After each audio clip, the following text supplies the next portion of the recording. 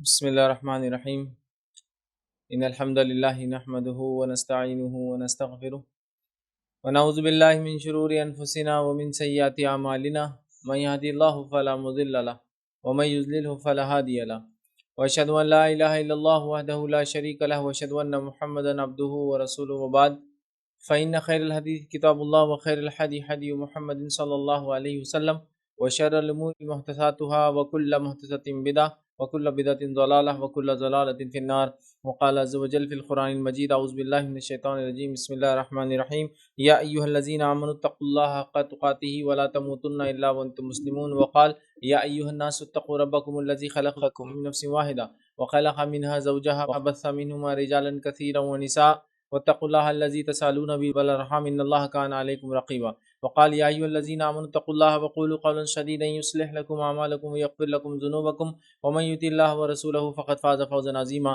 اللهم صل على محمد وعلى آل محمد كما صليت على إبراهيم وعلى آل إبراهيم إنك حميد مجيد اللهم بارك على محمد وعلى آل محمد كما باركت على إبراهيم وعلى آل إبراهيم إنك حميد مجيد رب اشرح لي صدري ويسر لي أمري واحلل عقدة من لساني يفقهوا قولي وقال عز وجل في القرآن المجيد أعوذ بالله من الشيطان الرجيم بسم الله الرحمن الرحيم والله جعل لكم من بيوتكم سكنا اما بعد تمام تعریفیں اس اللہ عز و جل کے لیے لائق و زیبا ہے جو تمام جہانوں کا بنانے والا اور اسے پالنے والا ہے، اور درود و سلام اس کے آخری نبی محمد صلی اللہ علیہ وسلم پر۔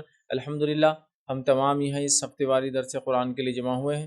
انشاءاللہ العزیز اس مختصر سے وقت میں آپ تمام کے سامنے ایک بہت ہی اہم عنوان پر روشنی ڈالنے کی کوشش کروں گا، اور آج کا جو میرا عنوان ہوگا وہ ہوگا جو ہے مثالی گھر کیسا ہو، یا پھر اپنے گھروں کو ہم مثالی گھر کیسے بنائیں، یا پھر ہم دیکھیں گے کہ نبی اکرم صلی اللہ علیہ وسلم اور صحابہ کا گھرانہ کیسا تھا، تاکہ اس کو اپنے لیے ہم مثال بنائیں، ایگزامپل بنائیں، اور اس سے اپنا موازنہ کریں، اپنے آپ کو کمپیئر کریں۔ چونکہ جب بھی معاملہ گھر کے بارے میں آتا ہے، مثالی گھر کے بارے میں آتا ہے، تو جو باتیں ہمارے ذہن و دماغ میں ہوتی ہے یا جو وہم و گمان میں ہوتی ہے وہ یہ ہوتی ہے کہ ایک مثالی گھر ایسا ہونا چاہیے یا ایسا ہوتا ہے جو شہر کے ایک دم پرائم اسپاٹ پر بنا ہو، جو اونچائی کے اعتبار سے کافی اونچا ہو، جو سہولتوں کے اعتبار سے بہت زیادہ سہولتوں سے آراستہ ہو، جو قیمت کے اعتبار سے بہت مہنگا ہو، مطلب ہر کوئی اس کو لے نہیں سکتا ہو۔ ایسا گھر جس کو ہم کہیں گے لوگوں کی تعریف، یا جس کو کہیں گے لوگوں کی چرچا یا ان کی بات چیت کے اندر بار بار لیا جاتا ہو کہ فلاں گھر آپ نے سنا ہے کیا، فلاں کا گھر آپ نے دیکھا ہے کیا، وہ گھر کے بارے میں نے ایسا سنا ہے۔ تو مثالی گھر جب بھی ہم کہتے ہیں یا مثالی گھرانے کی بات ہوتی ہے تو ہم لوگوں کے ذہن میں کچھ اور ہی باتیں آتی ہیں، چاہے گھر ہو، فزیکل سٹرکچر ہو، یا مثالی گھرانہ ہو، گھر میں رہنے والے لوگ ہوں، دونوں ہی وقت ہمارے ذہنوں میں کچھ اور ہی باتیں چلتی ہیں، مطلب ایسی باتیں ہوتی ہیں جس کا شریعت سے کبھی کبھار کوئی لینا دینا ہی نہیں ہوتا ہے۔ تو آج میں انشاءاللہ آپ کے سامنے مثالی گھر یا مثالی گھرانہ رکھنے کی کوشش کروں گا کہ مثالی گھر ہوتا کیا ہے۔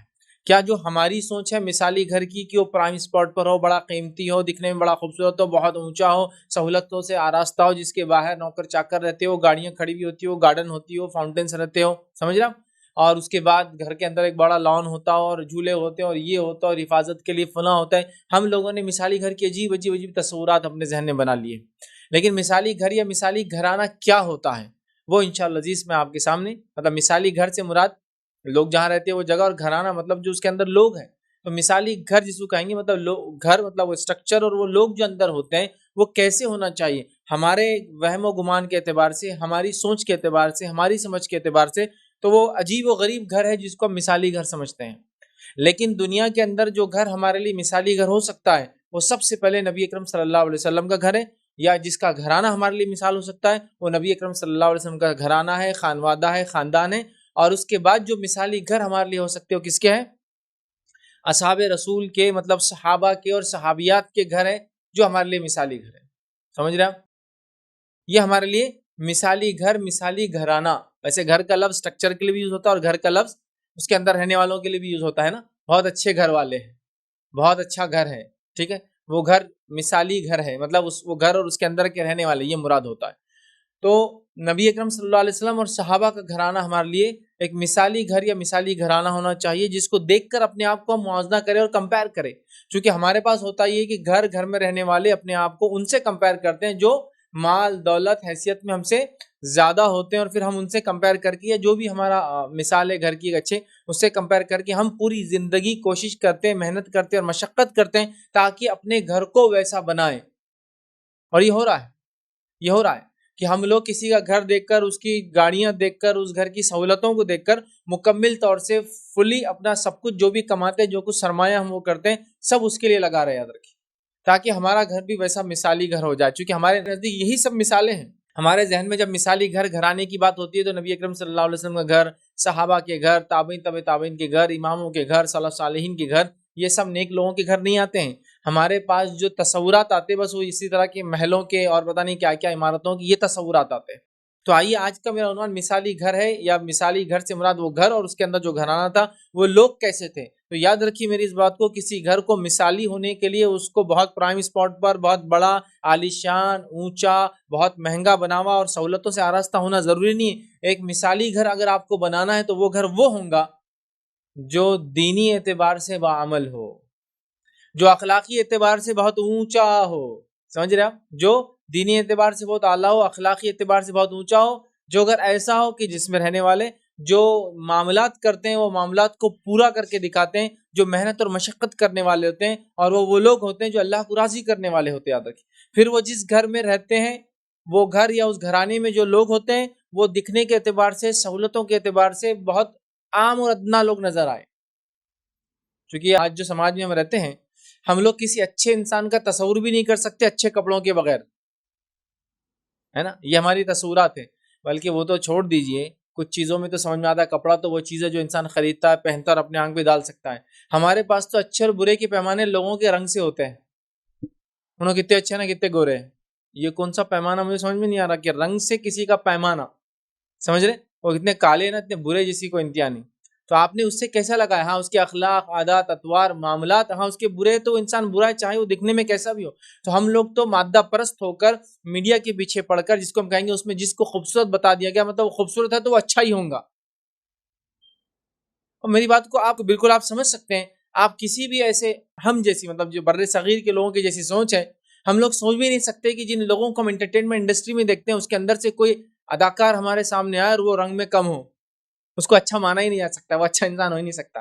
اور جتنے ڈاکو گنڈے موالی ہوں گے اس فلم میں، اس ریل میں، اس پروگرام میں، وہ سب کے سب دیکھیے اب کالے ہوں گے یا برے، مطلب جس کو بتائے جائیں گے تصور. تو ہم نے تو اچھے اور برے کا تصور رنگت پہ کر دیا، اچھے اور برے کا تصور مال پہ کر دیا، اچھے اور برے کا تصور عمارت کی ہائٹ پر کر دیا. ایک اچھے انسان ہونے کے لیے اس کی اچھی گاڑی اس کی دلیل ہے کہ وہ ایک اچھا انسان ہے. تو آئیے وہ گھرانہ ہم دیکھتے ہیں جو مثالی گھرانہ میرے اور آپ کے لیے ہونا چاہیے، جو دکھنے میں کیسا بھی ہو، جو سہولتوں کے اعتبار سے بہت کم ہو، جو قیمت کے اعتبار سے ہو سکتا ہے بہت سستا ہوگا، لیکن وہ گھر اور اس میں رہنے والوں کی رب العزت کے پاس بے انتہا اہمیت ہوں گی. یاد رکھیے، بے انتہا اہمیت. سمجھ رہا بات کو؟ یہ بڑی اہم چیزیں. آئیے مثالی گھرانے کی طرف ہم بڑھتے ہیں. آئیے نبی اکرم صلی اللہ علیہ وسلم کے گھر کا ہم حال دیکھتے ہیں. اور چونکہ آپ مدینہ میں ہیں اور ایک لیڈر کی حیثیت سے ہیں، تو لیڈر کے گھر کو دیکھ کر آپ کو باقی لوگوں کے انداز، گھر کے عام لوگوں کے انداز ہو جائیں گا. سمجھ رہے بات؟ تو ہمیں اندازہ ہو جائیں گا کہ گھر، عمارت، اس کی بناوٹ، اس کی سہولتیں ڈیفائن نہیں کرتی کوئی گھر مثالی ہوگا، اللہ کے نزدیک محبوب ہوگا یا نہیں ہوگا، بلکہ اس کے اندر کے رہنے والے تقوی اور پرہیزگاری کی بنیاد پر اس گھر کی بنیادیں ڈالے اور خود کے زندگی کے عمل تقوی اور پرہیزگاری کی بنیاد پہ کرے تو وہ مثالی گھر ہوگا. تو یہ مادہ پرستی کو دیکھ کر آپ مثالی گھر کو نہ کریں، بلکہ دینداری کو دیکھ کر آپ کسی گھر کو مثالی غیر مثالی کہہ سکتے ہیں. نبی اکرم صلی اللہ علیہ وسلم کے گھر کی کیفیت اگر آپ دیکھ لیں یا ہم دیکھ لیں تو اس کی حالت یہ آتی ہے کہ آپ صلی اللہ علیہ وسلم کی 9 ازواج ہیں. جب آپ کی وفات ہوئی تو 9 ازواج آپ کی حیات تھی. تو 9 گھر تھے آپ کے، اور اس کے علاوہ مطلب 9 کمرے تھے آپ کے پاس. مطلب جو آپ کا گھر تھا مکمل، ہر بیوی کے لیے ایک کمرہ تھا، اور اس کے علاوہ ایک ایکسٹرا کمرہ تھا جو نبی اکرم صلی اللہ علیہ وسلم کے پاس تھا. تو یہ 9 جو گھر تھے، جو حجرے تھے، جو امہات المومنین اللہ کے رسول صلی اللہ علیہ وسلم بیویاں یا ہماری امت کی مائیں بہرحال وہاں رہا کرتی تھی. اس گھر کی کیفیت یہ تھی کہ روایتوں میں آتا ہے 7 ہاتھ کے قریب وہ گھر چوڑائی میں تھا. 7 ہاتھ، 7 ہاتھ سمجھتے ہیں؟ اپروکسیمیٹلی ہاتھ اس کو بولتے ہیں. ایک رف اندازہ لگاؤں تو 1.5 فٹ 18 انچ کا ایک ہاتھ ہو جاتا ہے اپروکسیمیٹلی. 7 ہاتھ چوڑا ہے اور 10 ہاتھ کے قریب قریب 9 10 یا 11، مطلب چونکہ وہ بہت زیادہ پیمانوں کے ساتھ بنے نہیں تھے، جیسے جیسے ضرورت پڑا ایک حجرہ بنتا گیا تھا تو آگے پیچھے بھی تھے، کوئی ایک دم لائن میں نہیں تھے وہ. تو گویا 7 ہاتھ چوڑے ہیں، مطلب 7 ہاتھ بولے تو کیا ہوں گے 10 10.5 فٹ چوڑا اور 10 ہاتھ لمبا ہے. مطلب زیادہ سے زیادہ آپ دیکھیں تو 12, 13 یا 14 فٹ اندر ڈیپتھ ہے اس کی. اور یہ جو حجرہ ہے ایک ایک امہات کا، یہ مکمل ایک حجرہ ان کا کمپلیٹ گھر ہے. اسی میں وہ باورچی خانہ جس میں کھانا بناتی ہے، اسی کے اندر وہ لوگ سوتے ہیں، یہی ان لوگوں کا مہمان خانہ ہے، اور یہی تمام حالات ہیں. سمجھ رہا؟ تو یہ ہے ایک حجرہ، یاد رکھیے. اور اس کی دیواروں کے تعلق سے جو کیفیت ملتی ہے، مٹی کی دیواریں بنائی گئی تھی اور مٹی کا ہی گارا اس میں استعمال ہوا تھا. اگر بارش وغیرہ زیادہ آ جاتی تو دیواریں بہہ جاتی، مطلب وہ پانی گرنے سے بہہ بہہ کے نکلتے جاتی. اس کے اوپر جو چھت ڈالی ہوئی تھی، وہ چھت کی کیفیت یہ آتی ہے کہ وہ کھجور کے سوکھے ہوئے پتے تھے. سمجھا؟ کھجور کے پتوں میں دو چیزیں ہوتی ہیں، ایک تو اس کے بیچ میں ہڈی ہوتی ہے بڑی، مطلب موٹا حصہ ہوتا ہے، پھر اس کو باریک پتے ہوتے ہیں. تو پورا بھی ایک بول سکتے ہیں آپ، یا اکیلا بھی نکالے تو دونوں بھی کام آتے ہیں. تو پتے ڈالے ہوئے تھے، جس میں یہ تھا کہ اگر بارش ہو جائے تو پانی اندر ٹپکا کرتا تھا. کچھ حجروں کا حال یہ تھا، تمام امہات المومنین کے حجروں پر دروازے نہیں تھے، کچھ کے اوپر پردہ تھا، اور کچھ کے پردے تو ایسے تھے جو چیتڑوں کی شکل میں تھے، مطلب وہ پورے ثابت نہیں تھے، ٹکڑے تھے یا کہیں کہیں جگہ کھلے ہوئے اور پھٹے ہوئے ہوا کرتے تھے. میں عائشہ کے حجرے کے اوپر دروازہ تھا، میں عائشہ کے حجرے پر دروازہ تھا، لیکن دروازے کے اوپر جو لکڑی لگی تھی وہ لکڑی سوکھنے کی وجہ سے پھٹ چکی تھی، یاد رکھیے. اور وہ لکڑی یاد رکھیے پھٹی ہوئی تھی، جس کے نتیجے میں اس کے اندر ایک بڑی چیر تھی. اور روایت میں آتا ہے کہ ایک شخص نے ایک مرتبہ نبی اکرم صلی اللہ علیہ وسلم گھر میں وہاں سے جھانک لیا تھا. پھر آپ نے باہر نکل کر کہا وہ کون تھا جو اندر جھانک رہا تھا؟ تو ایک شخص نے کہا میں تھا وہ جھانک رہا تھا. تو کہا میں پلٹا تھا تاکہ کنگا لوں اور تیری آنکھ میں مار دوں. تو اس سے پتا چلا وہ دروازے میں بڑی چیر تھی جس میں سے لوگ آسانی سے دیکھ سکتے تھے. اور صحابہ صحابیت کے گھر ایسے ہی تھے. حدیث میں آتا ہے جب کسی گھر پہ جائے تو دائیں بائیں جانب کھڑے ہو، چونکہ عموماً صحابہ کے گھروں پر دروازے نہیں تھے غربت کی وجہ سے. سمجھ رہے آپ؟ کپڑے ڈالے ہوئے ہوتے، اور کچھ کے تو حالات یہ تھے کہ پہننے کو کپڑا نہیں تھا، دروازے پہ بھی نہیں تھا. تو ان کے گھر میں جو عورتیں ہوتی تھی، دروازہ جدھر ہوتا اس کے اپوزٹ سائڈ کے حصے میں بیٹھا کرتی زیادہ سے زیادہ. مطلب دروازہ لگانے کی بھی حیثیت مالی نہیں تھی. یہ وہ گھرانے ہیں، یہ وہ گھرانے ہیں جو اللہ رب العزت کے سب سے محبوب لوگوں کے گھرانے ہیں، جس میں خود نبی اکرم صلی اللہ علیہ وسلم اور اصحاب جن کے تعلق سے اللہ نے قرآن میں بیان کیا، اللہ ان سے راضی ہو اور وہ اللہ سے راضی ہو گئے. تو یہ اللہ جن سے راضی تھا ان لوگوں کے گھر ہے. ہم لوگوں نے آج مثالی گھر کے لیے کیا کچھ نہیں کر دیا کہ میرا گھر لوگوں میں مثالی کہلائے. اور وہ ساری چیزیں بناوٹ کے اعتبار سے، رنگت کے اعتبار سے، سہولت کے اعتبار سے، اونچائی کے اعتبار سے، دولت کے اعتبار سے.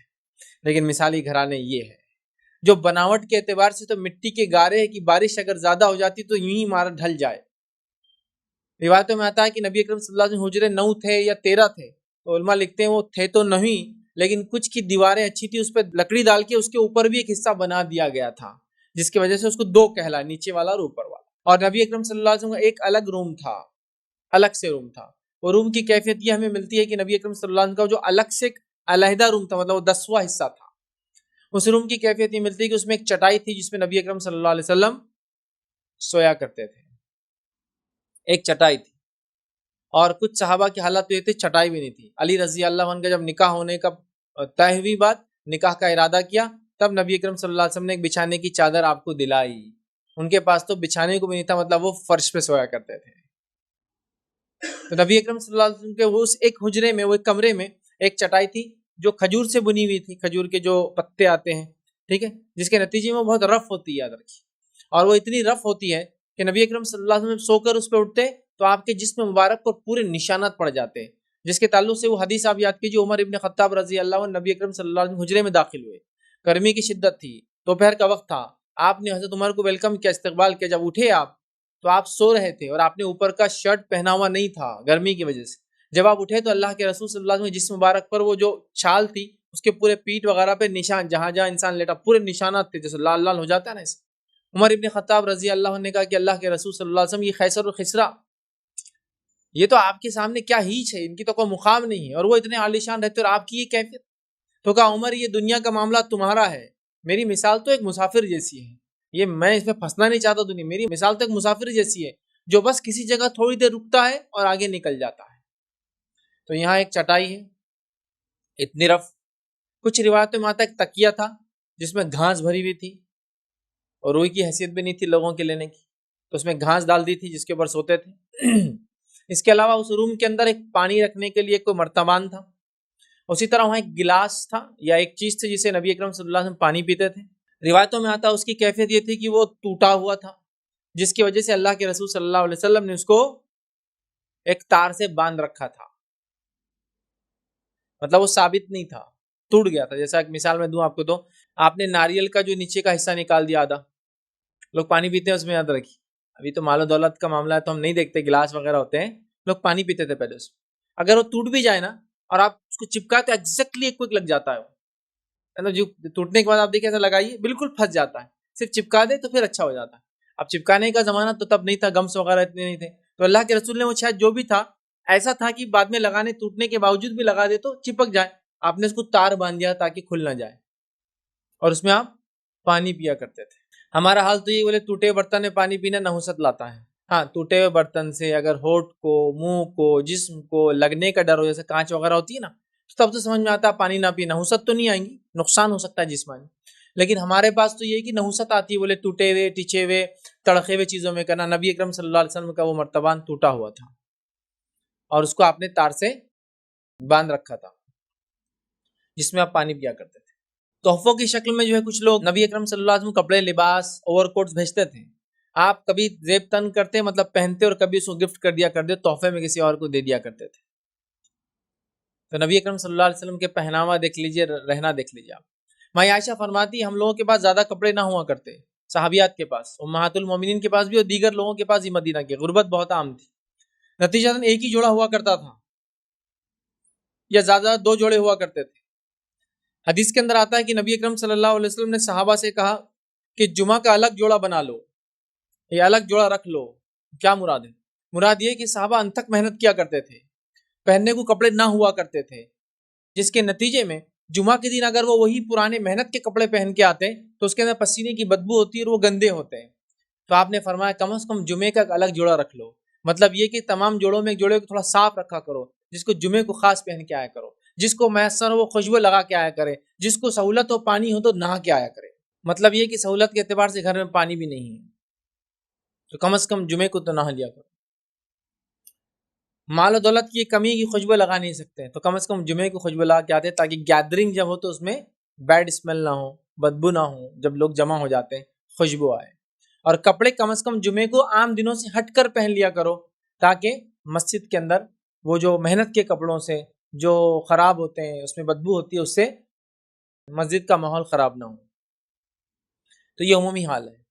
آپ حکم دے رہے ہیں کہ عورتیں عید کی نماز کے لیے عیدگاہ آئے. ایک عورت سوال کرتی ہے اگر اس کے پاس کپڑے نہ ہو، مطلب کپڑوں کے علاوہ چادر نہ ہو، برقع جس کو کہیں گے، جس سے اپنے آپ کو ڈھک کر عورت گھر سے باہر جاتی ہے، اگر وہ نہ ہو تو میں کیا کروں؟ تو نبی اکرم صلی اللہ علیہ وسلم فرماتے ہیں اپنے پڑوسی بہن سے لے لو. پتہ چلا صحابیات کے پاس ایک جوڑے زیادہ دوسرا بھی نہیں تھا، اور اگر دو جوڑے بھی تھے تو اوپر کچھ چادر ڈالنے کو، گھر سے باہر نکلنے کو وہ نہیں تھا. آج سب سے غریب لوگ بھی آسانی سے گھر سے باہر نکلنا ہے تو ہمارے پاس جو ہے برقعے ہوتے ہیں، آرام سے نکالتے ہیں. ٹھیک ہے وہ میلے ہوں گے، گندے ہوں گے، الگ بات ہے، لیکن ہوتے ہیں. مطلب زیادتی ہے کپڑوں کی. ماں عائشہ فرماتی ہے کہ ان کے پاس ایک زرد رنگ کا لباس تھا. زرد سمجھتے نا، لال میں تھوڑا کتھئی کلر، زرد رنگ کا لباس تھا. اور زرد رنگ کا لباس انہوں نے وہ شادی میں پہنا تھا. ان کے شادی کے بعد جب کسی کی شادی ہوتی تو عورتیں آ کر، لڑکیاں آ کر وہ لباس آپ سے مانگ کر لے جاتی شادی کے لیے، پھر شادی کے بعد واپس لوٹا دیتی. مطلب لوگوں کے پاس خوشی میں پہننے کے لیے الگ سے لباس نہیں تھا، یہاں تک کہ دلہن کے لیے بھی لباس پرانا کسی سے ادھار لیا جاتا تھا. یہ گھرانے یاد رکھیے. مال کے اعتبار سے کچھ بھی نہیں، سہولتوں کے اعتبار سے دروازے نہیں ہے گھروں کو. معلوم اب بیت الخلا جانا ہے کچھ لوگوں کو تو کھلے میں جایا کرتے تھے، اس لیے حدیث میں آپ نے حکم دیا جب بیت الخلا کوئی جائے اور کھلے میں جائے تو نظروں سے دور جائے، کسی چیز کے پیچھے بیٹھے، اور یہ خیال رکھے کہ اس کا منہ یا اس کی پیٹھ قبلے کی طرف نہ ہو. مطلب ٹوائلٹ کے لیے بھی جگہ نہیں تھی، الگ سے بنے ہوئے نہیں ہوتے. اگر کسی کے پاس تھے بھی تو ایسے ٹوائلٹس تھے یا ایسے حمام تھے کہ جس میں کھڑے رہ کر نہیں نہا سکتے تھے آپ، جو کھڑے رہیں گے دکھ جائیں گے. مطلب 3-4 فٹ تک خالی کپڑا باندھا ہوا ہوتا تھا، اور وہ بھی 3 طرف سے. آپ اندازہ لگائیے ایک انسان کو غسل کی ضرورت ہے اور حمام بھی نہیں، بیت الخلا جانا ہے تو لوگوں کی نظروں سے دور جانا ہے. اس حالت میں رہے وہ لوگ، یہ وہ لوگ تھے جو اللہ کی سب سے محبوب ترین لوگ تھے، جن کو اللہ نے چنا تھا، ہے نا۔ صحابہ کی مثال اللہ نے قرآن میں دی، سورہ فتح کا مطالعہ کریں، اللہ نے صحابہ کی مثال دی کہ ان کی مثال، ان کا ایگزامپل ہم نے توریت اور انجیل میں نازل کر دیا تھا۔ مطلب صحابہ کے آنے سے پہلے صحابہ کی مثال توریت انجیل میں دی گئی تھی۔ مطلب یہ تھا کہ صحابہ بھی چنے ہوئے لوگ تھے، اسی لیے ان کے آنے سے پہلے ان کے ایگزامپلس کوٹ کر دیے گئے تھے۔ سمجھ رہے بات؟ تو دیکھیے آپ، یہ گھرانے کیسے گھرانے ہیں؟ ہم نے تو مثالی گھرانہ کچھ اور ہی بنا لیا، پتہ نہیں کن گھرانوں کو اور کس گھر کو ہم مثالی گھر سمجھتے ہیں۔ یہ گھرانے اور یہ گھر ہے جو مثالی گھر ہونا چاہیے میرے اور آپ کے لیے، لیکن سبحان اللہ یہ طرف تو کبھی دھیان بھی ہمارا نہیں جاتا، چونکہ جس عیش پرستی میں، جس دنیا پرستی میں، جس دنیا کے پیچھے ہم بھاگ رہے ہیں نا، یہ دنیا نے ہم کو تمام چیزوں سے غافل کر دیا۔ یاد رکھیے کہ ہم ان چیزوں کو سمجھ سکے، یاد رکھیے۔ بہرحال آئیے آگے بڑھتے ہیں۔ یہ نبی اکرم صلی اللہ علیہ وسلم کا گھر تھا اور یہ صحابہ کے گھرانے تھے، یہ گھر تھے۔ سہولتوں کے اعتبار سے سہولتوں کی ایسی کمی تھی، مثال دیتا ہوں آپ کو، کمیونیکیشن ہی لے لیجیے۔ کمیونیکیشن مطلب پیغاموں کو، بات چیت کو پہنچانا، ایسی کمی تھی کہ ایک خبر کو آپ کو اگر شام پہنچانا ہے تو 30 دن کا سفر کر کے جانا پڑتا اس ایک لیٹر کو لے کر۔ آج میرے اور آپ کیا سہولتوں کا کیا عالم ہے کمیونیکیشن کے معاملے میں؟ ایک خبر کو آپ کو پہنچانا ہے، خبر کو لے کر یہاں آپ نے ڈالا، seconds and fractions of seconds, second اور سیکنڈ کا ایک حصہ، اس میں آپ دنیا کے کسی کونے میں اس خبر کو پہنچا سکتے ہیں۔ سبحان اللہ، سہولتیں ہمارے پاس زیادہ، مال و دولت زیادہ، جو میری بات کو سن رہے کسی نہ کسی میڈیا کے تھرو ہی سنیں گے اس بات کو، ہے نا۔ تو اتنا تو مال دیا اللہ نے کہ آپ میڈیا یوز کرتے جس کے تھرو آپ میری بات کو سنیں گے۔ تو اب اللہ نے کتنی سہولتیں دے دی، ذرا اندازہ لگا لیجیے۔ اس کے بعد بھی ناشکری کا ہمارے کیا عالم ہے، دنیا پرستی کا کیا عالم ہے، اور کس گھر کو ہم مثالی گھر سمجھ رہے ہیں؟ سوچئے، غور کیجئے میری بات پر۔ آئیے آگے بڑھتے ہیں۔ مثالی گھر کے اندر لوگ کیسے ہوتے ہیں؟ مثالی گھر میں لوگ کیسے ہوتے ہیں؟ تو مثالی گھر کے لوگ بہت اچھے تعلقات کے ساتھ ایک دوسرے کے ساتھ رہتے ہیں۔ اور آج ہمارا حال کیا ہے؟ ہمارے پاس گھر تو بڑے عالیشان ہیں، پکے ہیں، ہاں، اس کے بعد سہولتوں کے اعتبار سے گرمی اور سردی کے اعتبار سے ٹھنڈے اور گرم ہوتے ہیں، ہاں، کھانے کے اعتبار سے کھانا گیس پر، سولار پر، انڈکشن پر، مائکرو پر، اور پتہ نہیں کس کس ویبس پر بنایا جا رہا ہے نا، ہاں، یہ سب ہم کر رہے ہیں، یہ ہمارے حالات۔ لیکن ریلیشن شپ، تعلقات، مثالی گھر میں لوگ محبت، انسیت، الفت کے ساتھ مل جل کر رہتے ہیں۔ ہمارا حال تو یہ ہے کہ اگر دو لوگ آمنے سامنے بیٹھے ہیں، صرف پیٹ کرنے کی دیر ہے، جو پہلے پلٹا اس کا قتل ہونے والا ہے، مطلب اس کی عزت، اس کی سب اتار دینے والا دوسرا آدمی، سمجھے؟ وہ جو ابھی آئے تھے نا، ارے وہ تو ایسا ہے، وہ تو فلاں ہے، وہ تو ویسا ہے، اس کی بیٹی یہ کری، اس کا بیٹے نے وہ کرا، اس کی بیوی ایسی ہے، اس کی عزت، مطلب اس کا قتل کرنے والا ہے دوسرا۔ اور حالانکہ رشتے میں دونوں کون ہیں؟ سگے بھائی۔ رشتے میں دونوں کون ہیں؟ باپ بیٹے۔ رشتے میں دونوں کون ہیں؟ معلوم؟ یہ اس طرح کا ہو رہا ہے۔ ارے میرے ابا نے کیا کیا میرے لیے، ابا جب تک تھے، ابا السلام علیکم صاحب، ابا کا کیا کرے ہمارے ابا نے، زندگی بھر ایسی گنوا دی، یہ کرے، ان کے ابا نے دیکھو کتنا کی۔ تو یہ باپ بیٹے ہیں جو ایک دوسرے کو پلٹتے ہی عزت کا قتل کرنا چاہتے ہیں۔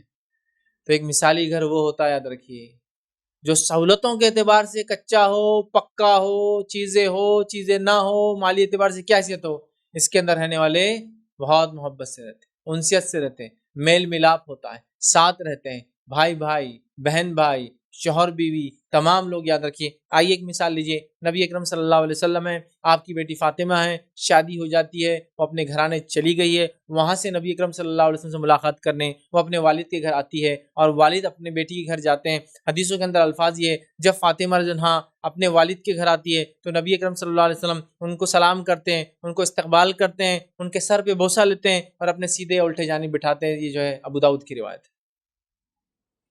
میں نے کیوں مثال دی ہے؟ میں اس لیے مثال دے رہا ہوں، اس لیے کہ ہمارے پاس ایک سسٹم ہے۔ سسٹم یہ کہ بیٹی بوجھ ہے، بیٹی پرایا دھن ہے، بیٹی مصیبت لاتی ہے، بیٹی کی وجہ سے بال سفید ہو گئے ایک انسان کے، بیٹی کی وجہ سے، بہن کی وجہ سے آدمی وطن سے بے وطن ہو گیا۔ تو گویا جتنی جلدی یہ وزن اتر جائے، جتنی جلدی یہ بوجھ اٹھا کر پھینک دوں، اتنے جلدی میں خوش ہو جاؤں گا، حج کو چلے جاؤں گا، نظر مانگ لوں گا کہ نکل جائے میرے گھر سے جتنے جلدی۔ بیٹی سے یہ سلوک ہے۔ بیٹی پرایا دھن نہیں ہے، بیٹی بوجھ نہیں ہے، بیٹی میں کہتا ہوں آپ کے لیے ریئل سینس میں ایسٹ ہے. آپ کے 10 بیٹے تھے، 10 بیٹوں کے ساتھ آپ بھی گھر میں رہ رہے ہیں. گھر کے کمرے کی ادھر بھی ایک بیٹا اور ادھر بھی ایک بیٹا ہے، باپ بیچ میں رہتا ہے. لیکن باپ اور ماں کی کیا حالت ہے کسی کو بھی نہیں پتا ہے. لیکن وہ ایک بیٹی ہے، پتہ نہیں 7 سمندر پار آپ نے شادی کرا دی، وہاں سے روز فون کر کے خبر لیتی ہیں امی آج دن کیسا گزرا. دیکھیے آپ، بیٹی بوجھ نہیں ہے اندر کی. تو اللہ کے رسول بیٹی کو ویلکم کر رہے ہیں، بلا رہے ہیں، ہاتھ پکڑ رہے ہیں، بوسہ لے رہے ہیں، اپنے سیدھے الٹے جانب بٹھا رہے ہیں. ہمارے پاس زیادہ سے زیادہ اگر باپ کسی بیٹی کو بوسہ لیں گا تو جب اس کو شادی کر کے بیاہ دیں گے بولیں گے اللہ پایا خیر، جو ہوا بہت اچھا ہوا، یا مر جائے زندگی میں تو کریں گا. اس کے علاوہ تو بیٹی تو پرایا دھن ہے، تو بیچاری دیکھتے نہیں. اور جس نظر سے ہمارے پاس بیٹیوں کو دیکھا جاتا ہے، جو بیچاریاں شادی کے لائق ہوتی ہے، جن کی شادیاں نہیں ہوتی ہے، وہ بیٹیاں اپنے باپ اور اپنے بھائیوں کی نظر کو دیکھ کر اللہ سے دعا کرتی کہ اللہ کہیں بھی نکل جاؤں، اس گھر سے نکل جاؤں، کسی سے میری شادی کر دے. اور شادی کرنے کے بعد کتنا ہی خراب انسان ملے وہ خوش رہنے کا اظہار کریں گی، چونکہ اس کو معلوم ادھر آ کے فائدہ نہیں، آلریڈی میں بوجھ ہے اس گھر کے اندر. سمجھ رہا بات؟ تو بہرحال اللہ کے رسول صلی اللہ علیہ وسلم کا یہ معاملہ ہے. یہ تعلقات بچوں سے. ویسے تو رشتے کئی ہیں، اللہ کے رسول صلی اللہ علیہ وسلم کی حیثیت ایسی ہے کہ بہت سارے رشتے، لیکن میں وہ لے رہا ہوں جو سینسیٹیو رشتے ہوتے ہیں ہمارے پاس. دوسرا رشتہ لیتے ہیں گھر میں رہنے والوں کے رشتے، جو میں نے کہا سوتیلی ماں اور بیٹی کا رشتہ. سوتیلی ماں اور بیٹی کے کئی ایسے رشتے ہیں جو اللہ کے رسول صلی اللہ علیہ وسلم کے گھر میں اور صحابہ کے گھر میں ہیں. مطلب ایک انسان ہے، اس کی ایک سے زیادہ بیویاں ہیں. ایک انسان، ایک بیوی کا انتقال ہوتا، دوسری شادی کیا، پہلی بیوی سے بچے ہیں، چاہے نکاح میں ہو چاہے انتقال کر چکی ہو، اور وہ ساتھ رہتے ہوں، تو دوسری ماں کا سلوک کیا ہے؟ آئیے ماں عائشہ رضی اللہ عنہا کو دیکھتے ہیں. ان کا سلوک فاطمہ رضی اللہ عنہا کے ساتھ، جو کہ نبی اکرم صلی اللہ علیہ وسلم کی بیٹی ہے، لیکن حضرت فاطمہ ان کی اولاد نہیں ہے. حضرت فاطمہ کی جو ہے عائشہ رضی اللہ عنہا کون ہوئی؟ سوتیلی ماں ہوئی، ہے نا. لیکن آپ دیکھیں گے اللہ کے رسول صلی اللہ علیہ وسلم کی تمام ازواج مطہرات میں سے کسی کا کوئی اختلاف نبی اکرم صلی اللہ علیہ وسلم کسی بیٹی کے ساتھ نہیں. جیسے ہمارے پاس تو کیا معاملہ ہوتا ہے، اگر وہ رشتہ ہو جائے وہ سوتیلا والا، وہ بیچارے تو بچے بالکل بولیں گے نا معذور ہوتے ہیں. حالت یہ ہوتی ہے کہ اگر دوسری بیوی آ جائے، دوسری بیوی کر لے، پہلی کا انتقال ہو جائے، تو دوسری بیوی کے بچوں کو وراثت میں وہ گھر ملیں گا جس میں رہتے تھے، لیکن اس کو نہیں ملیں گا چونکہ ان کو اب بچہ ہی نہیں سمجھا جاتا ہے. لیکن یہاں مائی عائشہ ہے، یہاں مائی صفیہ ہے، یہاں مائی حفصہ ہے، اور کئی امہات المومنین ہیں. ان کے حالات دیکھیے آپ. نبی اکرم صلی اللہ علیہ وسلم کسی بیٹی کے ساتھ کسی کا اختلاف نہیں، کوئی جھگڑا نہیں، کوئی فتنے فساد نہیں، کوئی حق مارنے کا کوئی واقعہ آپ کو نہیں ملے گا کہ عائشہ نے میرا حق مار لیا، آپ کی کوئی بیٹی بیان کرے، یا حفصہ نے تو یوں کر لیا میرے باپ کے ساتھ اور میں جو ہے میرے ساتھ، نہیں ملیں گا. وہ محبت، وہ انسیت، وہ الفت، وہ رسپیکٹ، وہ ڈگنیٹی، وہ آنر آپ کو ملیں گی. تو پہلی چیز جو ہم سیکھ رہے ہیں، مثالی گھر وہ ہوتا ہے جہاں تعلقات لوگ محبت کے ساتھ رکھتے ہیں، عزت کے ساتھ رہتے ہیں، انسیت کے ساتھ ہوتے ہیں. اور یہ تبھی ہو سکتا ہے جب دین پر قائم رہے، یاد رکھیں، اور ہر کسی کو اس کا مقام دیا جائے، یاد رکھیں. ٹھیک ہے. ماں صفیہ کے تعلق سے معاملہ آتا ہے. ان کی مثال اس لیے دے رہا ہوں کہ ان کے تعلقات غیر مسلموں سے تھے، چونکہ ان کا خاندان یہود تھا. ماں صفیہ رضی اللہ عنہا کے تعلق سے آتا ہے کہ آپ نے خاندان کے ساتھ نیکی کرتے، بھلائی کرتے، صدقات اور خیرات کیا کرتے تھے. ایک بار ان کی ایک غلام، ان کی ایک جو لونڈی تھی، اس نے جا کر حضرت عمر کے پاس جا کر ان کے تعلق سے غلط باتیں بیان کر دی، اور یہ کہا کہ عمر، صفیہ تو جو ہے بہت جھکاؤ رکھتی ہے ان یہودیوں کی طرف، ان کے جو بھانجے بھتیجے رشتہ دار آتے ہیں. اور عمر ابن خطاب رضی اللہ عنہ نے ایک بار پوچھ لیا، مائی آپ بہت اچھے تعلقات رکھتی یہودیوں سے، کیا بات ہے، کیا معاملہ ہے؟ تو انہوں نے کہا عمر وہ میرے رشتہ دار ہیں، اور میں رشتہ داروں کے ساتھ کیوں اچھا معاملہ رکھوں؟ حضرت عمر نادم ہوئے کہ رشتہ داروں کے ساتھ ظاہر سی بات ہے اچھا رشتہ رکھنا ضروری ہے، قرآن کا حکم ہے. قرآن یہ تھوڑی کا مسلم رشتہ داروں کے ساتھ. تو آپ نے معافی چاہی کہ میں نے ایسا سوال آپ سے کیا. اور اس کے بعد اس لونڈی سے جو ہے صفیہ رضی اللہ عنہا نے پوچھا، کیا تم نے میرے خلاف بات کی تھی عمر کے سامنے؟ اس نے کہا مجھے شیطان نے بہکا دیا تھا. صفیہ رضی اللہ عنہا نے کہا جا تو اللہ کی راہ میں آزاد ہے. لونڈی غلطی کرتی ہے، آزادی پاتی ہے، اس کو آزاد کر دیا. سمجھ رہے آپ؟ اور آپ نے وصیت کی کہ ایک بھانجے تھے ان کے، کچھ حصہ ان کو دیا جائے، اور آپ کے انتقال کے بعد اس وصیت کے مطابق کچھ چیز دی گئی، جو بھی انہوں نے بات کی تھی وہ پوری وصیت اس کی ہمیں ملتی ہے تاریخ. کتنے اچھے تعلقات ہیں نا، غیر مسلم رشتہ داروں سے بھی، آپس میں بھی، یہ ہوتا ہے ایک مثالی گھرانہ جس میں رہنے والے آپس میں اچھے تعلقات سے رہتے ہیں. ہمارا تو معاملہ یہ ہے جو پہلے پلٹا اس کا قتل ہونے والا ہے ہماری بات چیت سے, اس کی عزت اترنے والی ہے ہماری بات چیت کے ذریعے. چلیے آئیے دوسری چیز ہے جو مثالی گھرانے میں ہم دیکھتے ہیں وہ یہ ہے کہ اس کی تعمیر جیسی بھی ہو, اس کی سہولتیں جو بھی ہو, مالدار و غریب ہو, وہ اصل نہیں ہے. اس کے اندر جو چیز ملتی ہے اللہ کا ذکر, نمازوں کی پابندی. اور جب میں گھر کے اندر کی بات کر رہا ہوں تو عورتوں کے لیے فرض اور نفل دونوں, اور مردوں کے لیے نفل موقعہ وغیرہ نمازیں, ورنہ مرد تو مسجد میں پڑھیں گے فرض نماز جا کر. ٹھیک ہے, تو ذکر و اذکار کا معاملہ آج ہمارے گھر ذکر و اذکار سے خالی نظر آتے ہیں, یاد رکھیے. ایک مثالی گھر وہ ہے جس میں ذکر و اذکار کی پابندی ہوتی ہے, یاد رکھیے. لوگ ذکر کرتے ہیں. جویریہ رضی اللہ عنہ کے تعلق سے آتا ہے کہ فجر کے بعد ذکر کے لیے بیٹھی, یہاں تک کہ نبی اکرم صلی اللہ علیہ وسلم اشراق چاشت یا جو صلاۃ الضحیٰ پڑھ کر واپس گھر آئے, کافی لمبے عرصے تک کہیں گھنٹوں تک ذکر کرتے بیٹھی تھی. نبی اکرم صلی اللہ علیہ وسلم سوال کیا, کیا تم اب تک ذکر کر رہی ہو؟ تو کہاں, میں اب تک ذکر کر رہی ہوں, اللہ کا ذکر. اسی طرح کچھ امہات المومنین کے تعلق سے واقعہ یہ آتے ہیں کہ اللہ کا ذکر اس کثرت سے کرتی, راتوں میں بھی کرتی, اور کہیں گردن ڈھل نہ جائے بول کر چھت سے مان لیا تھا. نبی اکرم صلی اللہ علیہ وسلم نے کھلوایا اور کہا ایسا آئندہ مت کرنا, تاکہ نیند لگ جائے تو ظاہر سے سر نیچے نہیں ہوں گا چوٹی, پھر یاد آ رہا میں ذکر کر رہی تھی. اس لیول تک ذکر تھا, لیکن آپ نے اس شدت کو, اس تکلیف کو جسم کو دینے سے منع کیا. سمجھ رہے بات؟ تو یہ ذکر اذکار کا معاملہ تھا. نوافل کا تو معاملہ کیا تھا میں سمجھتا ہوں ہم سب جانتے ہیں. نبی اکرم صلی اللہ علیہ وسلم راتوں کی نمازیں پڑھا کرتے تھے گھر میں, اتنی زیادہ پڑھتے کہ پیر سوج جاتے. امہات المومنین میں سے کسی نے سوال کیا, اللہ کے رسول صلی اللہ علیہ وسلم آپ تو بخشا ہے, پھر کیوں؟ تو آپ کہتے تھے کیا میں اللہ کا شکر گزار بندہ نہ بنوں, کیا میں اللہ کا شکر گزار بندہ نہ بنوں. تو ایک مثالی گھر ہوتا ہے جس کے اندر کے افراد اللہ کو یاد کرتے ہیں. آج مثالی گھر کون سا ہے ہمارے پاس مثالی گھر وہ ہے جس میں سے 5.1 کی آواز آنا چاہیے. یہ اسپیکر کے چینلز کی کوالٹی کے حساب سے طے کرتے ہیں. ہمارے پاس مثالی گھر وہ ہے جس کے اندر سے سراؤنڈ ساؤنڈ کی آواز آنا چاہیے جب کوئی چیز دیکھی جائے تو, کہ ارے کیا بھاری لوگ ہیں وہ سراؤنڈ ساؤنڈ میں دیکھتے, مطلب ایک ٹی وی کو 10 اسپیکر اطراف میں ہوتے ہیں جس سے ایک ریئل ٹائم امیج آتا ہے. ایسا لگتا ہے کہ جب پیچھے سے کوئی چاہے تو پیچھے سے آواز آتی ہے اسپیکرز میں, آگے سے کوئی چیز آئی تو آگے سے آواز آتی, تو ایک دم real time surround sound, Dolby اور فلاں اور فلاں ٹیکنالوجی کا استعمال کر سکتے ہیں آپ, اس میں کوئی ممانعت نہیں ہے, لیکن صحیح اور غلط دونوں ہوتا ہے. تو آج ہمارا مثالی گھر وہ ہے جس میں شور و غل کی آواز آتی ہے, ناچ گانے کو انہوں نے عام کر دیا ہے, ہم نے اس کو مثال سمجھ لیا ہے. گھروں سے باہر رہنا, بے پردہ رہنا, اس کو ہم مثالی گھرانہ اور مثالی گھر سمجھتے ہیں. اس کے لیے اپنے دلوں میں ارمان رکھتے کاش ہمیں بھی یہ مل جائے تو ہم بھی ایسے ہو جائیں گے. یہ نبی اکرم صلی اللہ علیہ وسلم گھرانہ ہے. 2 مہینے چولہا نہیں جلتا. کتنے 2 مہینے چولہا جو آنکھ کی صورت نہیں دیکھتا ہے.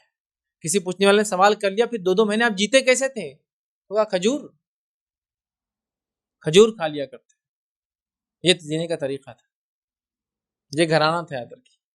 تو یہاں کوئی شور غل نہیں, یہاں ذکر و اذکار ملیں گا آپ کو, یہاں نوافل کا اہتمام ملے گا, یہاں لوگ ایک سے ایک نیکی کرتے ہوئے آپ کو ملیں گے. یہ مثالی گھر ہے, یاد رکھیے. سمجھ رہے آپ؟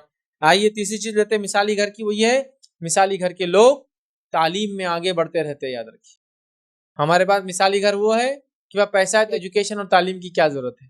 دینی تعلیم تو بالکل ہے ہی, وہ تو فرسٹ اینڈ پرائمری چیز ہے, لیکن وہ دنیا میں پیچھے نہیں ہوتے ہیں. پتہ چلا کہ مثالی گھر وہ ہے جس میں لوگ دین کے علاوہ دنیا میں آگے بڑھتے ہیں اور ہر نافع علم کی چاہت رکھتے ہیں, اور کسی عمر کو علم کے خاتمے کی عمر نہیں سمجھتے. ہمارے پاس سسٹم کیا ہے, شادی ہو گئی مطلب لڑکی کے لیے پورے دروازے بند علم کے, اب کیا کرنے گا تم کو, اب تو بس بچے اور بس کھانا پکاؤ, بس یہی تمہارے لیے کافی ہے. تو پتہ چلا مثالی گھر وہ ہوتا ہے جہاں کے لوگ علم کے معاملے میں ہر نافع علم کے حریص ہوتے ہیں اور اس کو حاصل کرتے ہیں. ہم لوگ بھی یہی معاملہ رکھیں, شادی غیر شادی عمر کا کوئی تقاضا نہیں, علم میں آگے بڑھتے جائے, علم میں آگے بڑھتے جائے. آج ہمارے پاس مثالی گھر بولے تو وہ جس نے اطلاع کما لیا, اب اس کو کوئی چیز کی ضرورت نہیں. اور حالت یہ ہے کہ دنیا کے کوئی نافع علم سے لینا دینا نہیں سوائے اس سے کہ جس سے اپنے کو نفع ہو رہا ہے اور بس وہ انکم ہو رہی ہے. آگے بڑی دنیا میں علم اور فن کے اندر ہمیں آگے بڑھنے کی ضرورت ہے. آئیے چوتھی چیز ہم جو دیکھتے ہیں نبی اکرم صلی اللہ علیہ وسلم اور صحابہ کے گھر جو مثالی گھر ہے, اس میں یہ چیز ملتی ہے کہ یہ فضول خرچی سے بچتے ہیں. جو کچھ میسر ہے اس میں کریٹیوٹی اور اس کے اندر جو کچھ کر سکتے ہیں وہ کرتے ہیں. فضول خرچی نہیں کرتے ہیں, فضول خرچی نہیں کرتے ہیں. سادہ لوح زندگی گزارتے ہیں. سادہ لوح زندگی بولتے ہیں نا, مطلب بالکل سمپلسٹ وے, ایک دم سادی زندگیاں جو ہوتی ہے وہ گزارتے تھے. جس کے پاس ہوتا وہ بھی اللہ کے لیے عاجزی اختیار کر کے سادی زندگی گزارتا. جس کے پاس نہیں ہوتا وہ بھی اللہ کا شکر کرتے ہوئے عاجزی کی زندگی گزارتا تھا. سمجھ رہے آپ بات؟ جس کے پاس ہوتا وہ بھی شکر کر کے، کیونکہ حدیث کے اندر الفاظ کیا ہے؟ جو شخص دنیا میں ایک سے ایک چیزیں پہن سکتا تھا لیکن اللہ کی خاطر اس نے عاجزی اختیار کی، اسے اچھا نہیں لگتا تھا کہ لوگ کیا سوچیں گے یا بیچارے لوگ غریب برا مان جائیں گے، اس نے عاجزی اختیار کی، روز قیامت اللہ تعالیٰ اس کو اپنے طرف سے ایک لباس پہنائیں گا اسپیشل، کیونکہ دنیا میں کسی کو برا نہ لگ جائے بول کے اس نے سادہ زندگی گزاری تھی. لیکن آپ کے پاس ہو اور آپ نہ استعمال کرے یہ بھی منع ہے. حدیث میں آتا ہے ایک شخص آئے بہت ہی پراگندہ حال، بال پورے دھول میں بھرے ہوئے، کپڑے پھٹے ہوئے، تو آپ نے فرمایا کیا تم مالدار ہو؟ تو کہا اللہ کے رسول میں تو مالدار ہوں، میرے یہ کھیت ہے، میرے وہ کھیت. تو آپ نے فرمایا جب اللہ تجھے کچھ دیتا ہے تو اس نعمت کا اثر تیرے جسم پہ دیکھنا بھی پسند کرتا ہے. تو فضول خرچی نہیں، جو ہے اس کے اندر کر سکتے ہیں آپ، اور جو ہے اس کے اندر کر سکنے کے باوجود نہ کرے تو آپ کو قیامت دن وہ چیز ملیں گی. سبحان اللہ، ہے نا؟ سمجھ رہے آپ؟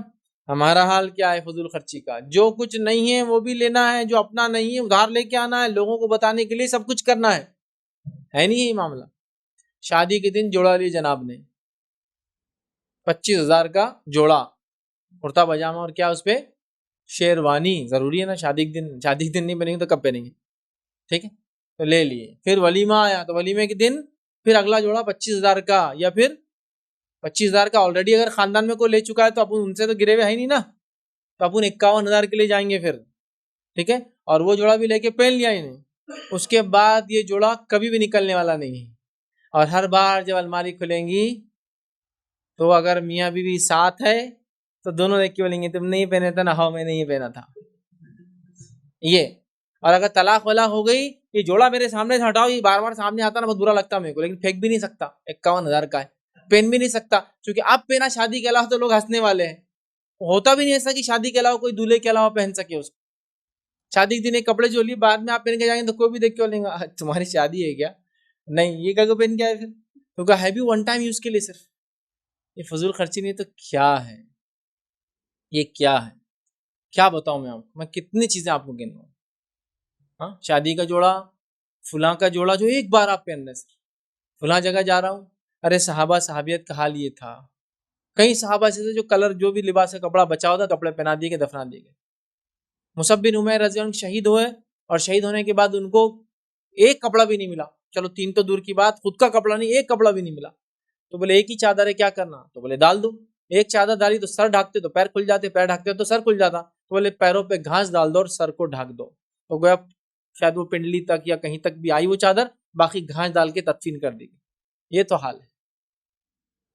تو عید کا جوڑا، شادی کا جوڑا، فلاں تقریب کا جوڑا. حالت تو یہ کچھ لوگ پکنک کو ایک بار جاتے تو اس کے لیے بھی شوز، اسپورٹ شوز، اس کا زندگی بھر بھاگنا تو ہے نہیں اپنے کبھی، لیکن وہ بھی بتانے کے لیے ایک دن کے لیے اسپورٹ شوز اور ایک اسپیشل یہ کپڑے، اسپیشل فلاں، اور وہ کر کے آگے سب پھینک دیے. اس کے بعد وہ مثالی گھرانے فضول خرچی نہیں کرتے تھے. اللہ نے جو کچھ دیا اس کا ایسا صحیح استعمال کرتے تھے، اور اگر لگتا تھا اپنے زیادہ ہے تو دوسروں کو دے دیا کرتے تھے. میں کیا بتاؤں آپ کو آج ہماری فضول خرچی کا کیا عالم. 2 مثالیں دیتا ہوں، ایک چھوٹے شہر کی، ایک بڑے شہر کی. انفرادی لیول پہ تو کچھ مثالیں میں نے دے دی، لیکن اب اجتماعی لیول پر دیتا ہوں. ایک چھوٹے شہر کی، ایک بڑے شہر کی. چھوٹے شہر مثال لے لیجیے، جیسے ہمارا یہ شہر اورنگ آباد ایک چھوٹا شہر ہے، بہت زیادہ بڑا بھی نہیں، بہت زیادہ چھوٹا بھی نہیں، لیکن چھوٹا ہے، میٹرو سٹی تو نہیں. شادی کی فضول خرچی کی مثال، اگر یہاں 1 لاکھ نوجوان لڑکے لڑکیاں ایسے جن کے شادی ہونا باقی ہے، کتنے؟ 1 لاکھ نوجوان لڑکے لڑکیاں جن کی شادی ہونا باقی ہے، اور پاسبل ہے ایک 7-8 لاکھ مسلم آبادی والے شہر میں اتنا تو ہوں گا کہ اتنا پرسنٹیج لوگ ابھی انمیرڈ ہو جن کی شادی ہونا باقی ہے. اور یہ 1 لاکھ لوگ نکاح میں 1 لاکھ اور ولیمے میں 1 لاکھ خرچ کرنے والے ہیں. سمجھ لیجیے کس کس میں 1 لاکھ؟ نکاح میں 1 لاکھ اور ولیمے میں 1 لاکھ. یہ میں بہت کم بول رہا ہوں، یہ بلو ایوریج 5-7، اباو ایوریج 10-12. یہ ہمارے شہر کی بات کر رہا ہوں، ابھی تو میٹرو سٹی میں ایک اور بڑے شہر کی مثال اگلی دوں گا اس کے بعد. لیکن ایک ایسی بھائی میں مثال لے رہا ہوں، سمجھے ایسا نہیں ہوتا لیکن ہو رہا ہے، سمجھو ایسا 1 لاکھ میں ہو جا رہی، سمجھ لو کون خوش قسمت ہے نہیں معلوم، ہو جا رہی. 1 لاکھ لڑکی والے خرچ کرے, 1 لاکھ لڑکے والا 2 لاکھ میں ہو جا رہی. کتنے لاکھ شادی ہونا باقی ہے؟ 1 لاکھ. تو 2 لاکھ کو 1 لاکھ سے ضرب دے دیجیے آپ. اتنا پیسہ صرف اورنگ آباد جیسے چھوٹے شہر میں لوگ شادی پر فضول خرچ کرنے والے, اس کا حساب لگائے تو یہ ہوتا ہے 2000 کروڑ روپیہ صرف شادی میں خرچ ہونے والا. کتنا؟ 2000 کروڑ. کس کو بولتے ہیں آپ کو اندازہ ہے؟ یہ بڑے بڑے کمپنیوں کو جن کے شیئر مارکیٹ میں ہوتے ہیں, جن کے شیئرز آپ خریدتے ہیں, یہ 100 150 کروڑ کی کمپنیاں, اس سے بڑی نہیں ان کی حیثیت ہے. 2000 کروڑ صرف شادی میں خرچ کرنے والے. یہ اتنا پیسہ بچ گیا نا تو پورے اورنگ آباد کی مسجد اور مدارس دہائیوں تک, ڈیکیڈز تک بغیر چندے کی چلیں گی. ڈیکیڈز, دہائیوں, 20 25 50 سال. وہ بھی صرف 1 لاکھ کی شادی بول رہا ہوں میں, اور اتنے شادیاں تو ہر سال ہی ہو جاتی ہے ماشاءاللہ. دیکھیے شادیوں کا سیزن ہوتا ہے, وہ بھٹیارے وغیرہ جو ہوتے ہیں وہ بولتے ہیں آج 200 شادیاں ہیں, آج 300 شادیاں ہیں, یہ مہینے میں اتنی شادیاں ہیں, چھٹیاں آنے والی اب گرمیوں کی, تو اس میں تو ہر مہینے ہر روز 200 تو مطلب 6000 شادی تو صرف ایک مہینے میں ہو رہی. سمجھے آپ؟ چلیے سیکنڈ مثال فضول خرچی کا عالم اس امت کا جو اپنے آپ کو بھکاری سمجھ رہی اور غریب سمجھ رہی ہے. یہ وہ لوگ صحابہ اور صحابیات تھے جنہوں نے اپنا پائی ایک ایک پیسہ صحیح جگہ خرچ کیا. بڑے شہر کی مثال, سمجھ رہا, بڑے شہر جہاں مسلم آبادیاں بہت زیادہ ہوتی ہے, ہاں, جیسے بمبئی لے لیجیے آپ ماشاءاللہ, جس کے اندر 25 لاکھ سے زیادہ مسلم آبادی ہے. دلی لے لیجیے جس میں بتایا جاتا ہے مسلم آبادی پرسنٹیج وائز نہیں لیکن تعداد کے اعتبار تقریباً 20 لاکھ آبادی ہے. یا پھر آپ لکھنؤ لے لیجیے, ہاں, یا پھر حیدرآباد لے لیجیے آپ, بڑے شہر ہیں. یہ میٹرو سٹیز ہیں, مسلمانوں کی ایک بڑی تعداد رہتی ہے, سمجھ رہے, تو ایک بڑی آبادی بستی ہے اس میں, مسلمانوں ایک بڑا پرسنٹیج بستا ہے. ٹھیک, اب سمجھ لیجیے 5 لاکھ لوگوں کی شادی ہونا ہے. پاسبل ہے, کیوں نہیں پاسبل ہے کہ مسلمانوں کی 20 25 لاکھ 50 لاکھ کی آبادی والے شہر کے اندر 5 لاکھ لوگوں کی شادی ہونا تو کوئی معمولی بات ہے نا. 10 to 20%, بلکہ میں تو سمجھتا ہوں 50 to 60% یوتھ ہے ہمارے پاس, نوجوان ہے. تو سمجھ لو 5 لاکھ لوگوں کی شادی ہونا. کتنے لوگوں کی؟ 5 لاکھ لوگوں کی.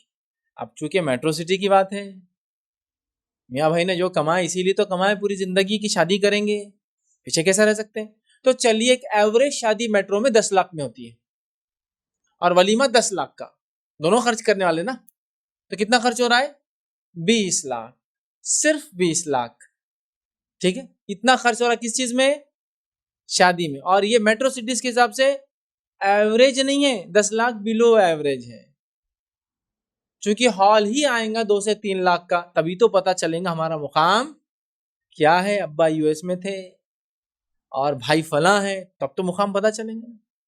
اگر گلی میں کر دیے, ادھر تو چھوٹے موٹے ہال میں کر دیے, تو ساری زندگی ہم کو وہ کرنا پڑے گا. اور شاید مرنے کے بعد فرشتے بھی پوچھیں گے آتے ہی سب سے پہلے, شادی ہاں کیوں کیا تھا, باقی سب تو ٹھیک ہے, تیرے اعمال کا دیکھا جائے گا, شادی. مطلب اتنا انٹینسٹی سے شادی صحیح جگہ ہونا ضروری ہے, صحیح وقت پہ اور صحیح جگہ, صحیح پیسوں کے ساتھ. 20 لاکھ تو خرچ کریں گے. 5 لاکھ لوگ 20 لاکھ خرچ کرنے والے ہیں, مطلب 5 لاکھ شادیاں ہوں گے, دونوں ملا کے 20 لاکھ. 20 لاکھ کو 5 لاکھ سے ضرب دیجئے, یہ فگر ہوتا ہے کتنا معلوم آپ کو؟ ایک کے بعد آپ کو لگانا پڑے گا 12 صفر. کتنے صفر؟ 12. تو 12 ڈیجیٹل کیلکولیٹر میں نہیں آئے گا یہ حساب. 12 صفر, 1 کے بعد 12 زیرو لگانا پڑیں گے. حساب ہوتا ہے 1 ٹریلین انڈین روپیز. اگر لاکھ میں بتاؤں آپ کو, کروڑ میں حساب دوں تو 1 لاکھ کروڑ روپیہ ہوتا ہے. کتنا ہوتا ہے؟ 1 لاکھ کروڑ یا 1 ٹریلین روپیز. اب ٹریلین کے پیمانے میں تھوڑا سا اختلاف ہے, لوگ سمجھ لیں, انڈین تو اختلاف نہیں کریں گے, لیکن برٹش ٹریلین اور امریکن ٹریلین دونوں الگ ہوتا ہے, یاد رکھیے, اس وجہ سے بول رہا ہوں. لیکن انڈین پاکستانیوں کے لیے ٹریلین بولے تو سادہ سادہ ہے, 1 لاکھ کروڑ 1 ٹریلین ہوتا ہے. 1 کے بعد 12 صفر لگ جاتے ہیں. تو یہ صرف ایک میٹرو سٹی میں مسلمان کیا میں خرچ کرنے والا ہے؟ شادی. ابھی تو عیدی بقرعید کے اندر شان کا بکرا اور وہ سب تو باقی ہے ہر سال کا, یہ تو صرف شادی کا ہے. اب اگر یہ عزم اٹھا لے ایک انسان, شادی کو شادی کر کے میرا پورا مشن ہے کہ ایک مسجد تو مینیج بنانا ہے, پوری زندگی گھس دیا اس کی. جب 4 بچے تو 10 لاکھ 40 لاکھ ہوئے, یہ 40 لاکھ لگایا اس نے, 10 لاکھ کا پلاٹ لے لیا پہلے, 10 لاکھ میں پھر اسٹرکچر کھڑا کیا, اگلے 10 لاکھ میں انٹیریئر کیا مسجد کا, اور اس کے بعد اس کے ایک سسٹم چلانے کو کیا. گئے دنیا سے آنکھ بند کر کے, مسجد چھوڑ کے گئے پیچھے, ماشاء اللہ, گئے دنیا سے آنکھ بند کر کے مکتب بنا کے چلے گئے. سب کے مشن ہے نا، جیسے شادی کے لیے کر رہے ہیں ایسا مشن لے کے امت مسلمہ چل رہی ہے. اچھا یہ 1 ٹریلین روپی جو ایک میٹرو سٹی خرچ کرنے والا ہے کتنے شہروں کو فائدہ دے گا؟ میں کہہ رہا ہوں یہ صرف اس شہر کے لیے نہیں، یہ پورے ہندوستان کے لیے کافی پیسہ، دہائیوں تک اپنے مدارس اور مکتب اور مسجدوں کو چلانے کے لیے، دہائیوں تک، ڈیکیڈز تک. مذاق ہے؟ یہ پیسہ فضول خرچ کرنے والے ہیں. لیکن ایک مثالی گھر وہ ہوتا ہے جو بہت پلانڈ وے میں حلال کماتا ہے، اس سے بھی زیادہ پلانڈ وے میں ایکسپینس کرتا اور خرچ کرتا ہے. بہت ضروری یاد رکھیں، بہت ضروری. ملیں گی ایسی مثالی گھر کی مثال کہ جس کے اندر 2 روٹیاں ہوں اور 2 لوگ کھانے والے ہو اور مانگنے والے کو 50% 1 روٹی دی جائے؟ نہیں ملیں گی. اس کو نکل کے 2 گالیاں دے کے لات مار کے میں ہکالوں گا کہ میرے کو نہیں کھانے کو، میرے گھر پہ مانگنے آ رہا. ان مثالی گھر وہ ہوتا ہے جو ارن کرتا ہے بہت پلان آرڈر میں، حلال، ایکسپینس اس سے زیادہ اچھے سے کرتا ہے، فضول خرچیاں ان کے مزاج میں نہیں ہوتی ہیں. آج ہمارے پاس مثالی گھرانہ کون سا ہے؟ کیا شادی کرے خان صاحب نے، کیا شادی کرے، پھر اگلے سال آ گیا پھر کسی کی شادی، تمہاری تو کچھ بھی نہیں. کیا شادی کرے تھے خان صاحب نے، کیا ان کا سینہ پھولتے جاتا سال در سال، یہاں تک کہ مر بھی گئے تو مرنے کے بعد بول رہے کس کا جنازہ ہے؟ یہ وہ خان صاحب جس نے شادی کی، ارے بس بولو مت بھیا، کیا شادی تھی، ویلکم پہ وہ جو گلاب کا جو اڑ کے آ رہا تھا منہ پہ خوشبو، اور اندر یہ وہ چائے، وہ بادام، وہ پان، وہ یہ وہ ٹھنڈے، وہ آج بھی میرے بالکل منہ پہ ایک دم بالکل یاد کرتے پانی آ رہا ہے. بھائی انتقال کی خبر ہے، مغفرت کی دعا تو نہیں، وہاں بھی شناخت ان کی وہ شادی ہے. فضول خرچیوں کو پیمانہ بنایا اپنی شناخت اور مثالی گھر ہونے کا. مثالی گھر ایسے نہیں ہوتے، بہت پلان آرڈر میں چلنے والے لوگ ہوتے ہیں. وہ جانتے ہیں کہ دنیا میں آخرت کی کمائی یہ کھیتی ہے. یاد رکھیے نبی اکرم صلی اللہ علیہ وسلم نے ایک مرتبہ بکری ذبح کی، اس کو یہ دو، اس کو وہ دو، اس کو وہ دو، اس کو وہ دو، اس کو وہ دو کہا. بعد میں ماں عائشہ سے پوچھا کہ عائشہ جو ہمارے کھانے کے لیے کیا ہے؟ تو کہا اللہ کے رسول صلی اللہ علیہ وسلم صرف ایک ران بچی ہے. اللہ کے رسول ایک بکرے کے اگلا جو حصہ ہوتا ہے پیروں کا، اگلا والا حصہ، اس کے جو شولڈر جس کو کہیں گے، ایک عام طرح سے، ویسے بکروں کو شولڈر نہیں ہوتے، چاروں پیر ہوتے، لیکن سامنے والے جو پیر کا جو اوپر کا حصہ ہوتا وہ کھانا پسند کرتے تھے. وہ اتنا باقی تھا، مطلب پورا چلا گیا تھا. انہوں نے کہا اللہ کے رسول صلی اللہ علیہ وسلم سب کچھ چلا گیا، یہ بچا ہے. آپ نے کہا وہ بچا ہے، باقی چلا گیا. مطلب بچا وہ ہے جو گیا. میں عائشہ کہہ رہی ہے کہ اتنا ہی بچا اور وہ چلا گیا. اللہ کے رسول فرما رہے اتنا ہی بچا، اصل بچا وہ جو صدقے میں گیا، یہ نہیں یہ تو ہم نے کھایا، وہ بچ گیا. وہ ایسے لوگ ہوتے ہیں، یاد رکھیں. آئیے 5ویں چیز جو مثالی گھر میں ہم دیکھتے ہیں، وہ لوگوں میں دیکھتے ہیں، وہ خاندان میں دیکھتے ہیں، وہ گھرانے میں ہوتے ہیں، وہ بڑے محنت کش لوگ ہوتے ہیں. آج مثالی گھرانہ کون سا ہے؟ پردادا نے کما کے گئے، ہم کو خرچ کرنا ہے منہ پان کا بیڑا ڈال کر. یہ مثالی گھر ہے. اگر انہیں اتنا کمایا کہ 3 4 اور 5 جنریشن چل سکتی ہے تو پھر باقی کے لوگوں نے کیوں نہیں اور اس کو بڑھایا تاکہ امت مسلمہ کے لیے، غریبوں کے لیے، مسکینوں کے لیے، محتاجوں کے لیے وہ اپنے پیسے کو صحیح جگہ لگائے. کیوں نہیں سوچا میرے لیے اتنا پیسہ کافی ہے، دادا کا کمایا ہوا پوتا بھی گزارا، پڑپوتا بھی گزار رہا، کیوں نہیں اس لیگیسی کو، اس کام کو، اس بزنس کو آگے بڑھایا تاکہ اور کماتے، زکاتوں کی شکل میں دیتے، صدقات کی شکل میں دیتے، مساجد بناتے، مدارس بناتے، اسکول بناتے، کالج بناتے، ٹیکنیکل انسٹیٹیوٹ ڈالتے، کمپنیز ڈالتے سے لوگ روزگار سے رکھے. نہیں، بیٹھ کر کھانا ہے. بہت مشقت اور محنت کرنے والے مثالی لوگ ہوتے ہیں. کیسی محنت اور مشقت؟ نبی اکرم صلی اللہ علیہ وسلم مسجد نبوی کی تعمیر ہے، مسجد نبوی سے پہلے مسجد قباء کی تعمیر لیتے ہیں. مسجد قباء کی تعمیر جو مدینہ سے تھوڑی دور پر ایک بستی تھی، آپ قباء کی تعمیر کرتے ہیں، خود بنفس نفیس اس میں اینٹیں اٹھاتے اور پتھر اٹھاتے جو اس کی بنیادوں میں لگی. صحابہ کہتے ہیں اللہ کے رسول ہم اٹھا لیتے ہیں، کیونکہ ان کو اچھا نہیں لگ رہا تھا کہ نبی اکرم صلی اللہ علیہ وسلم وزن اٹھا رہے ہیں. پھر مسجد نبوی کی تعمیر ہوئی، آپ نے اس میں بھی اپنے کاندھوں پر پتھر اٹھائے، مسجد نبوی کی تعمیر میں حصہ لیا. اس کے بعد مسجد نبوی کی دوبارہ تعمیر ہوئی. ابو ہریرہ رضی اللہ عنہ جب ایمان لائے، آخر وقت میں لا چکے ایمان، وہ کہتے ہیں مسجد نبوی کی تعمیر ہوئی، میں پتھر اٹھا رہا تھا اور میں نے اللہ کے رسول کو پتھر اٹھاتے ہوئے دیکھا، وزنی پتھر آپ اٹھا رہے تھے. تو محنت اور مشقت کے عادی ہوتے ہیں. ہماری محنت اور مشقت کا کیا حال ہے؟ بھائی میں اس محنت کے تو قابل ہی نہیں ہوں، میں تو بڑی محنت کے لائق آدمی ہوں، ہے نا. میں کیا کیے ہوئے؟ آپ نے MBA کیے ہوئے، کتنے سال ہو گئے؟ 10 سال ہوئے. صرف کیا کرتے؟ اب تک جاب ڈھونڈ رہا ہوں. 10 سال سے MBA کر کے جاب ڈھونڈ رہا. کیوں اب تک کیوں ڈھونڈ رہے؟ میرے لائق نہیں مل رہا نا کچھ. لائق ضروری ہے. مطلب چونکہ وہ نہیں. نبی اکرم صلی اللہ علیہ وسلم کی کیا حیثیت ہے آپ بتائیے, آپ کی شخصیت کیا ہے کہ نہ اس سے پہلے ایسا کوئی شخص گزرا نہ اس کے بعد کوئی گزریں گا. اللہ سے اتنا قریبی تعلق ہے, اللہ کے اتنے محبوب ہے آپ, اس کے باوجود آپ عام لوگوں کے ساتھ پتھر اٹھاتے ہیں مسجد نبوی کی تعمیر میں. تمہاری حیثیت کیا ہے ایم بی ہونے کے بعد؟ اتنا اعلیٰ سمجھ لیا کہ حلال روزی کو ٹھکراتے ہو یہ سوچ کے کہ نہیں میرے لائق ہے تو اتنا ہی چاہے, لگ جاؤ, نکل جاؤ, چلے جاؤ مارکیٹ میں, اللہ تم کو جو رزق دینا ہے نا وہ دے کے رہے. عبد الرحمن ابن عوف مکہ سے نکلتے مدینہ آتے ہیں, کچھ بھی نہیں, سب چھوڑ کر آئے ہیں. جس سے بھائی چارہ باندھا گیا وہ آدمی کہتا ہے انصار سے کہ جو چاہیے عبد الرحمن لے لو, یہ گھر آدھا, یہ آدھا, وہ آدھا. وہ کہتے جزاک اللہ, دینے والا دینے بیٹھا, لینے والا لیتا نہیں ہے. لیکن کہتے صرف مجھے بازار کا راستہ بتا دو, میرا کام ہو گیا. بازار جاتے ہیں, نکل کے اسی دن ہجرت کر کے آئے, مدینہ پہنچے, دوسرے دن بازار, اور جا کر آتے شام میں اپنے کھانے کے لیے کھجور اور پنیر خرید کے لائے ہیں. مطلب اس دن کا کھانا مانگنا نہیں پڑا اور وہ انصاری سے لینا نہیں پڑا جس سے مواقعات تھی, اپنا کھانا لائے. دنیا سے کچھ کر کے چلے جاتے, انتقال کر جاتے ہیں. جب انتقال کر جاتے تو روایتوں میں آتا ہے مدینے کے تمام لکڑہاروں کے ہاتھوں میں چھالے آ گئے تھے, چونکہ اتنا سونا کمایا تھا زندگی میں. جب وراثت تقسیم ہوئی تو اس سونے کو توڑنے کے لیے لکڑہاروں کو بلایا گیا, جنہوں نے لکڑی کے بدلے سونے پہ چلایا, جس سے ہاتھوں پہ چھالے آ گئے تھے. یہ تو صرف سونے کا حال ہے, کیش الگ تھا. ایک روایت کے مطابق تو عبد الرحمن ابن عوف رضی اللہ عنہ کے تعلق سے آتا ہے کہ 1 بلین سے زیادہ سونے کے سکے چھوڑ کر کے جب انتقال کیا تھا, مطلب 100 کروڑ سے زیادہ سونے کے سکے صرف کیش مالیت تھی, سونا کے ریئل فارم میں تھا 1 بلین سے زیادہ. اور سونے کا وہ دینار جو ہوتا تھا وہ 1 دینار 4 گرام کا ہوتا تھا. اب وہ 4 گرام سے آپ ضرب دے دیجئے اس 1 بلین کو, 100 کروڑ کو, تو خالی وزن کے اعتبار سے کتنا سونا تھا آپ اندازہ لگائی, جو صرف کیش فارم میں تھا, پلس سونے کے فارم میں تھا, پلس زیورات وغیرہ جو بیویوں کے پاس ہوں گے, بچیوں کے پاس ہوں گے, وہ تو بہوؤں کو دے دیے ہوں گے, سب الگ, وہ تو گفٹ کر دیے تھے نا لائف.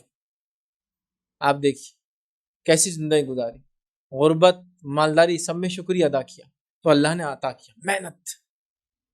محنت, جفا کشی, ہمیشہ ایک مومن نے محنت کی زندگی گزارنا چاہیے. اللہ نے ایسا بنا دیا کہ اب محنت کی ضرورت نہیں ہے تو دوسری جگہ محنت کرو, پھر چھوڑو مت وہ زندگی کو, محنت لگے رہو اس کے لیے, محنت کرو.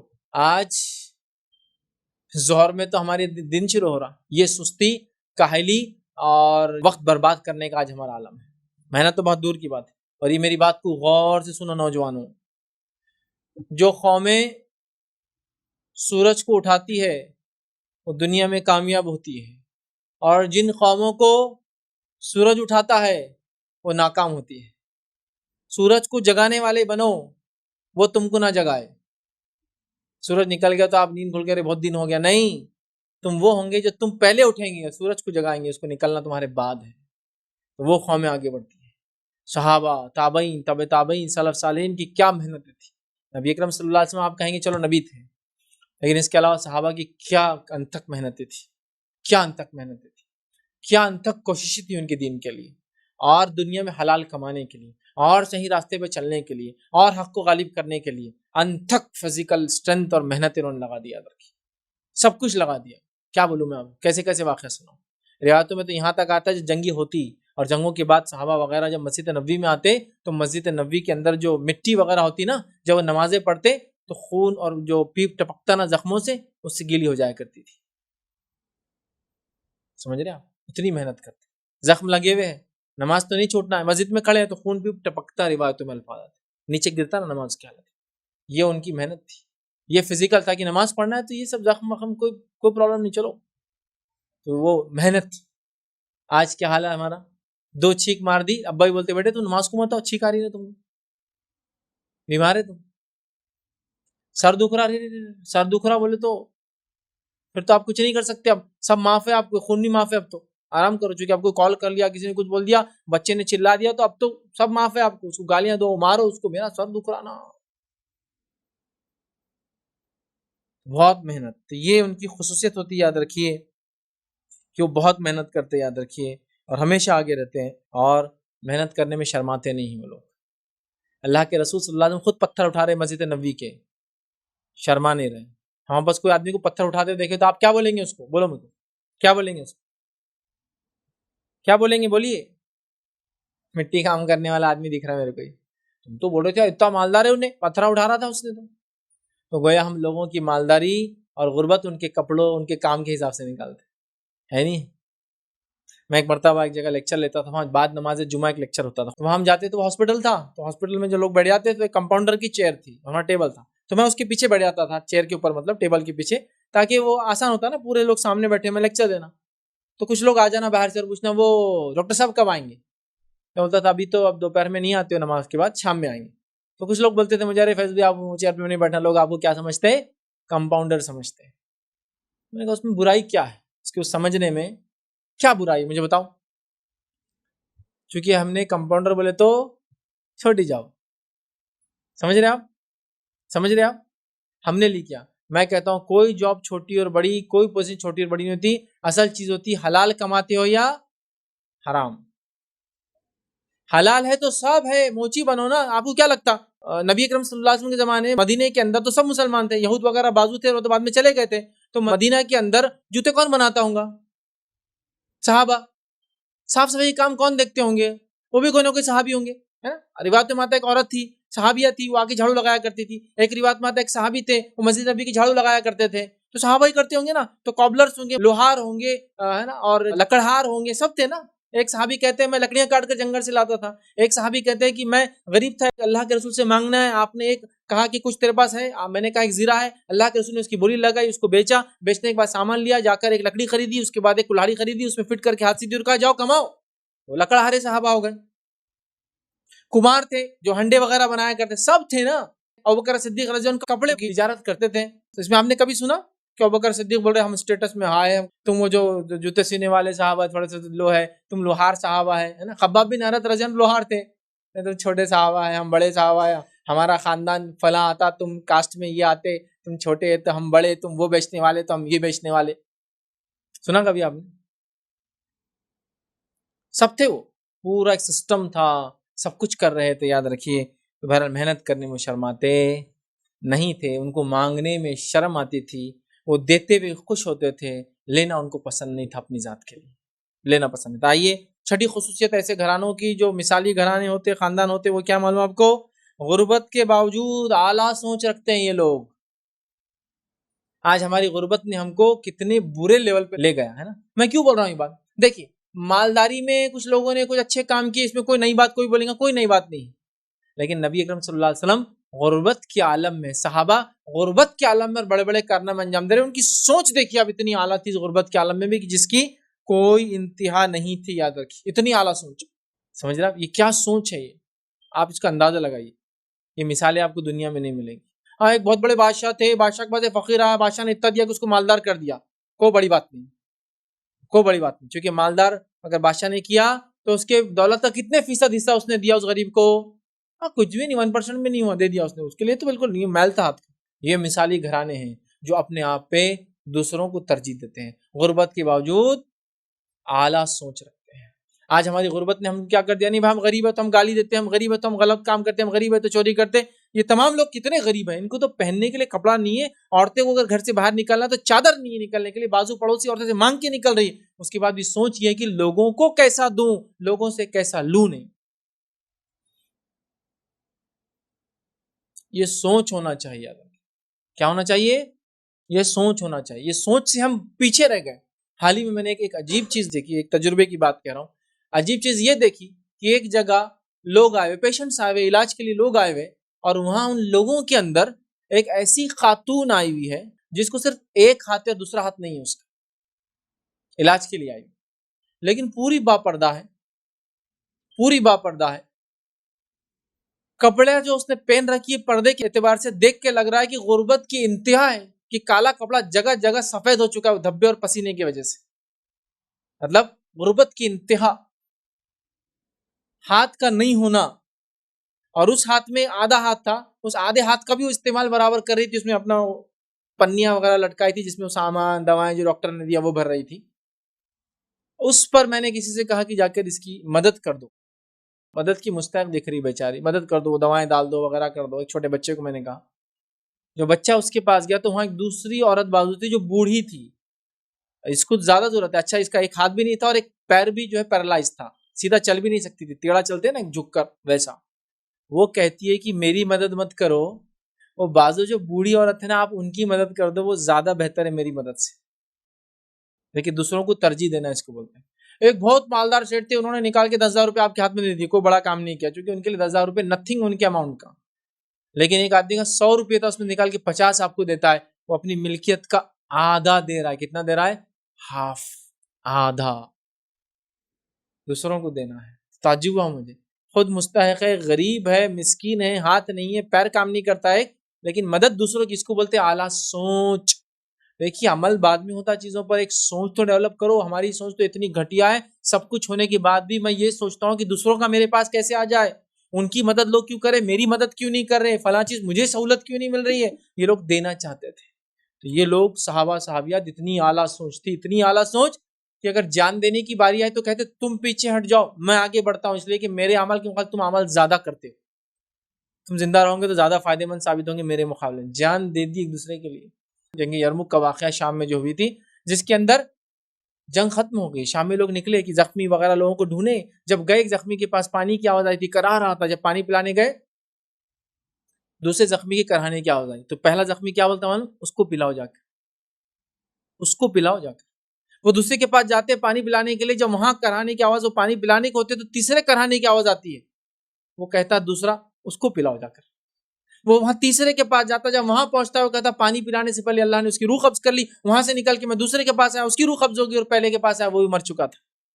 تینوں بغیر پانی پی کے گئے، تینوں دوسرے کو ترجیح دیتے ہوئے چلے، اس کو پہلے اور اس کو پہلے. کیونکہ اگر وہ زندہ رہا تو پانی پیا تو میرے سے زیادہ اجر ہوگا، ہو سکتا ہو زیادہ مستحق ہو، وہ پی لے. وہ سوچتا ہے نہیں، اس کی آواز آ رہی پہلے وہ پی لے تو مجھ سے زیادہ مستحق ہوں. یہ تو موت کے قریب کی بات کہہ رہا ہوں میں ایسی مثال تو دے بھی نہیں سکتا ہوں ہم لوگوں کو، ہم یہ چیز کو سوچ بھی نہیں سکتے. مثالیں دوں گا تو آپ کو ہنسی بھی آئیں گی. کیا کروں، ہم اس معیار پہ پہنچ گئے. ان کی سوچ بڑی اعلیٰ تھی، بہت اونچا سوچتے تھے، بہت اونچا، بہت high thinking. Lowest standard of living میں تھے دنیا کے اعتبار سے، سہولتوں کے اعتبار سے کچھ بھی نہیں تھا، لیکن ہائیسٹ لیول آف تھنکنگ جیے یہ لوگ. اور ان کے وہ سوچ اور وہ ذہن کا اثر آج بھی محسوس کر سکتے ان زمانوں میں جہاں یہ شخصیت گزری اور رہی ہے. آج بھی وہ سوچ ریفلیکٹ کرتی ہے، اس کے اثرات باقی ہیں، باقیات کے شکل میں، تعمیرات کے شکل میں، اسکیمز کے شکل میں، وقف کی شکل میں، آج ہی باقی. ایسی سوچ رکھو مسلمانوں. غریبی اور امیری تم کو افیکٹ نہیں کرنا چاہیے تمہاری سوچ پر. تمہاری سوچ بہت اعلیٰ ہو، عرفہ ہو، اولا ہو، اونچی ہو. مالی اعتبار سے تم کہیں بھی ہو مقام پر، سوچ کے اعتبار سے آگے رہو. یہ لوگ سب سے آگے سوچ میں تھے، سب سے آگے اعمال میں تھے، سب سے آگے تھے. سہولتوں میں بہت کم تھے. یہ نہیں کہ ہمیشہ، بعد میں اللہ نے بہت دولت نوازا ان لوگوں کو، ایسی دولت ہے جس کے بارے میں آپ سوچ بھی نہیں سکتے، لیکن یہ محنتیں تھی. آئیے آگے ایک اور دیکھتے ہیں. یہ مثالی گھرانے والے لوگ ہوتے ہیں جو صبر اور شکر کے حامل ہوتے ہیں. نہ ہمارے جیسے بے صبرے ہوتے ہیں اور نہ ہی ناشکرے ہوتے ہیں.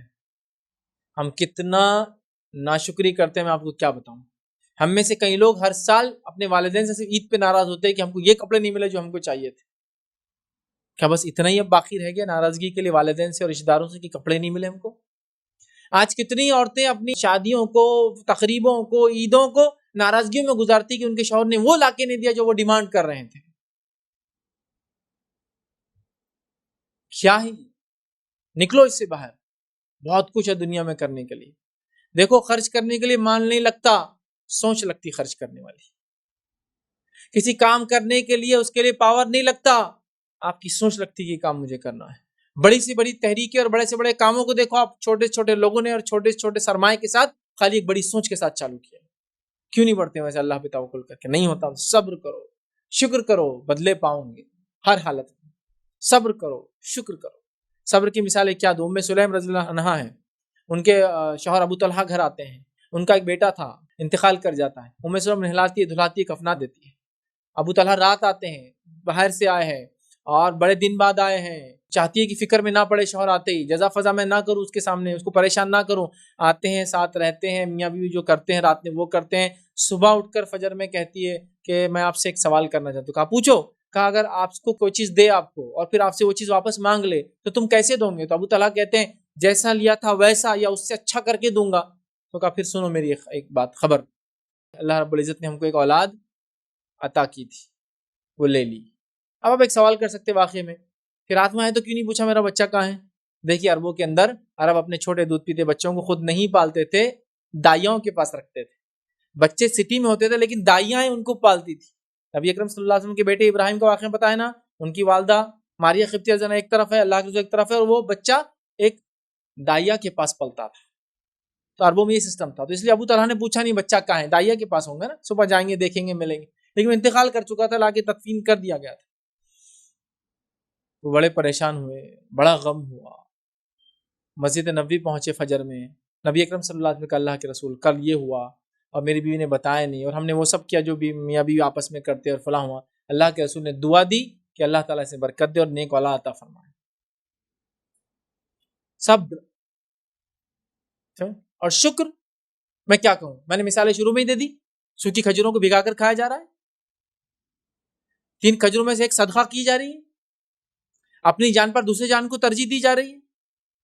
اور کیا اس سے بڑا شکر کی مثالیں کہاں سے لاؤں میں؟ سمجھ رہا, یہ شکر تھا کہ 3 بھی تو شکر ہے, ایک دے دو, 2 بھی تو شکر ہے, آدھا دے دو. شکر اور صبر کیے پیمانے تھے, معیار تھے دنیا میں انسانیت جو گزری ہے ان کے لیے, جس کو بولتے ہیں نا کرائٹیریا بن گئی ہے کہ ایسا شکر ایسا صبر. اتنی تکلیف اور مشقت پر صبر کی, مال اور دولت والوں کو بھی تو غربت والے حال کر دیے گئے. مکہ کے مالدار صحابہ مدینہ کے سب سے غریب صحابوں میں کاؤنٹ ہونے لگے.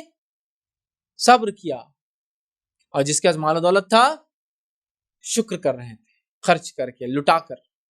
ایسا عثمان غنی لٹا رہے ہیں ہر جگہ, اللہ کے رسول جب اپیل کر رہے ہیں لٹا رہے ہیں, لٹا رہے ہیں, لٹا رہے ہیں. صبر و شکر کی مثال ہے. آئیے آگے دیکھتے ہیں. مثالی گھرانے کے اندر جو ایک اور چیز ملتی ہے جو کہ ہم کہیں گے 8ویں چیز ہم رکھیں گے, وہ ہے عورتیں بھی محنت کرتی تھی. عورتیں بھی محنت کرتی تھی بچوں کی تربیت کی شکل میں, حلال روزی کمانے کے لیے, تاکہ اللہ کی راہ میں صدقہ کروں.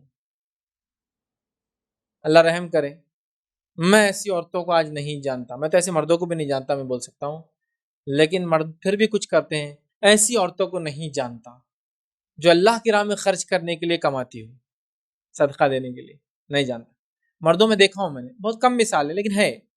عورتوں میں تو بالکل ہی نہیں, اللہ ماشاء اللہ بہت کم.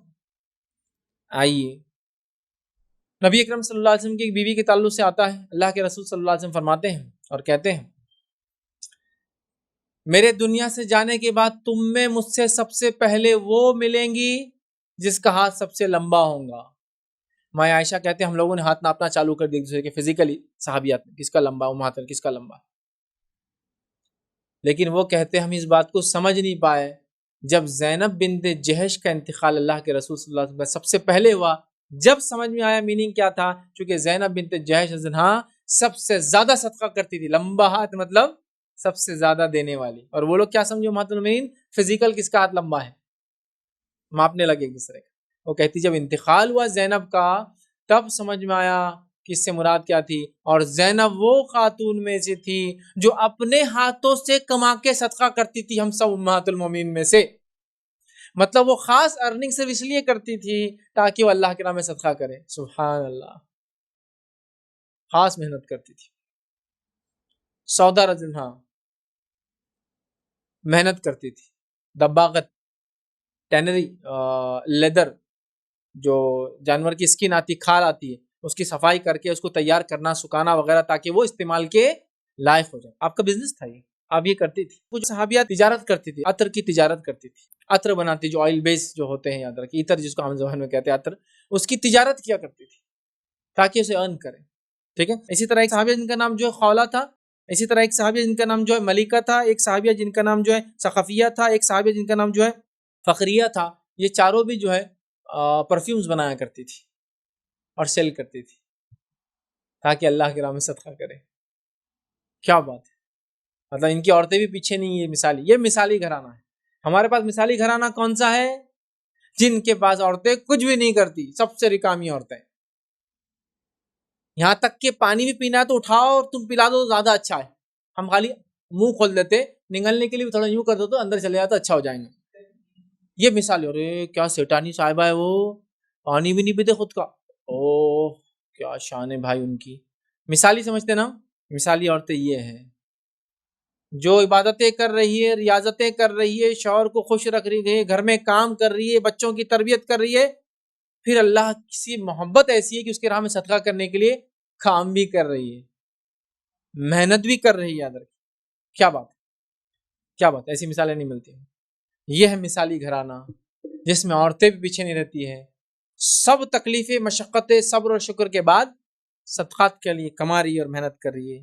آئیے 90 چیز جو مثالی گھروں میں ملتی ہے ہم کو, جو اللہ کے رسول صلی اللہ علیہ وسلم صحابہ میں ملتی ہے, وہ یہ ہے کہ بچوں کی تربیت کا خاص اہتمام کرتے تھے یہ لوگ. آج مثالی گھرانہ وہ ہے جہاں کا بچہ سب سے اوباش, سب سے بیکار بات کر رہا ہے, سب سے زیادہ دنیا پرست, سب سے زیادہ دنیا کے معاملے میں اسٹائلش, سب سے زیادہ پیسہ خرچ کر رہا ہے, سب سے زیادہ نافرمان ہے. اور کیا ہائی فائی لائف ہے اس کی, کیا جوتے ہیں, کیا کپڑے ہیں. یہ تربیت ہے بچوں کی. اچھے کپڑے پہننا, اچھے جوتے پہننا, اچھی گاڑیاں استعمال کرنا بالکل منع نہیں, کرو نا, تربیت کرو, اب اخلاق بناؤ. آج اخلاق کا معیار اتنا گر چکا ہے, میں آپ کو بتا بھی نہیں سکتا, میں آپ کو بتا بھی نہیں سکتا.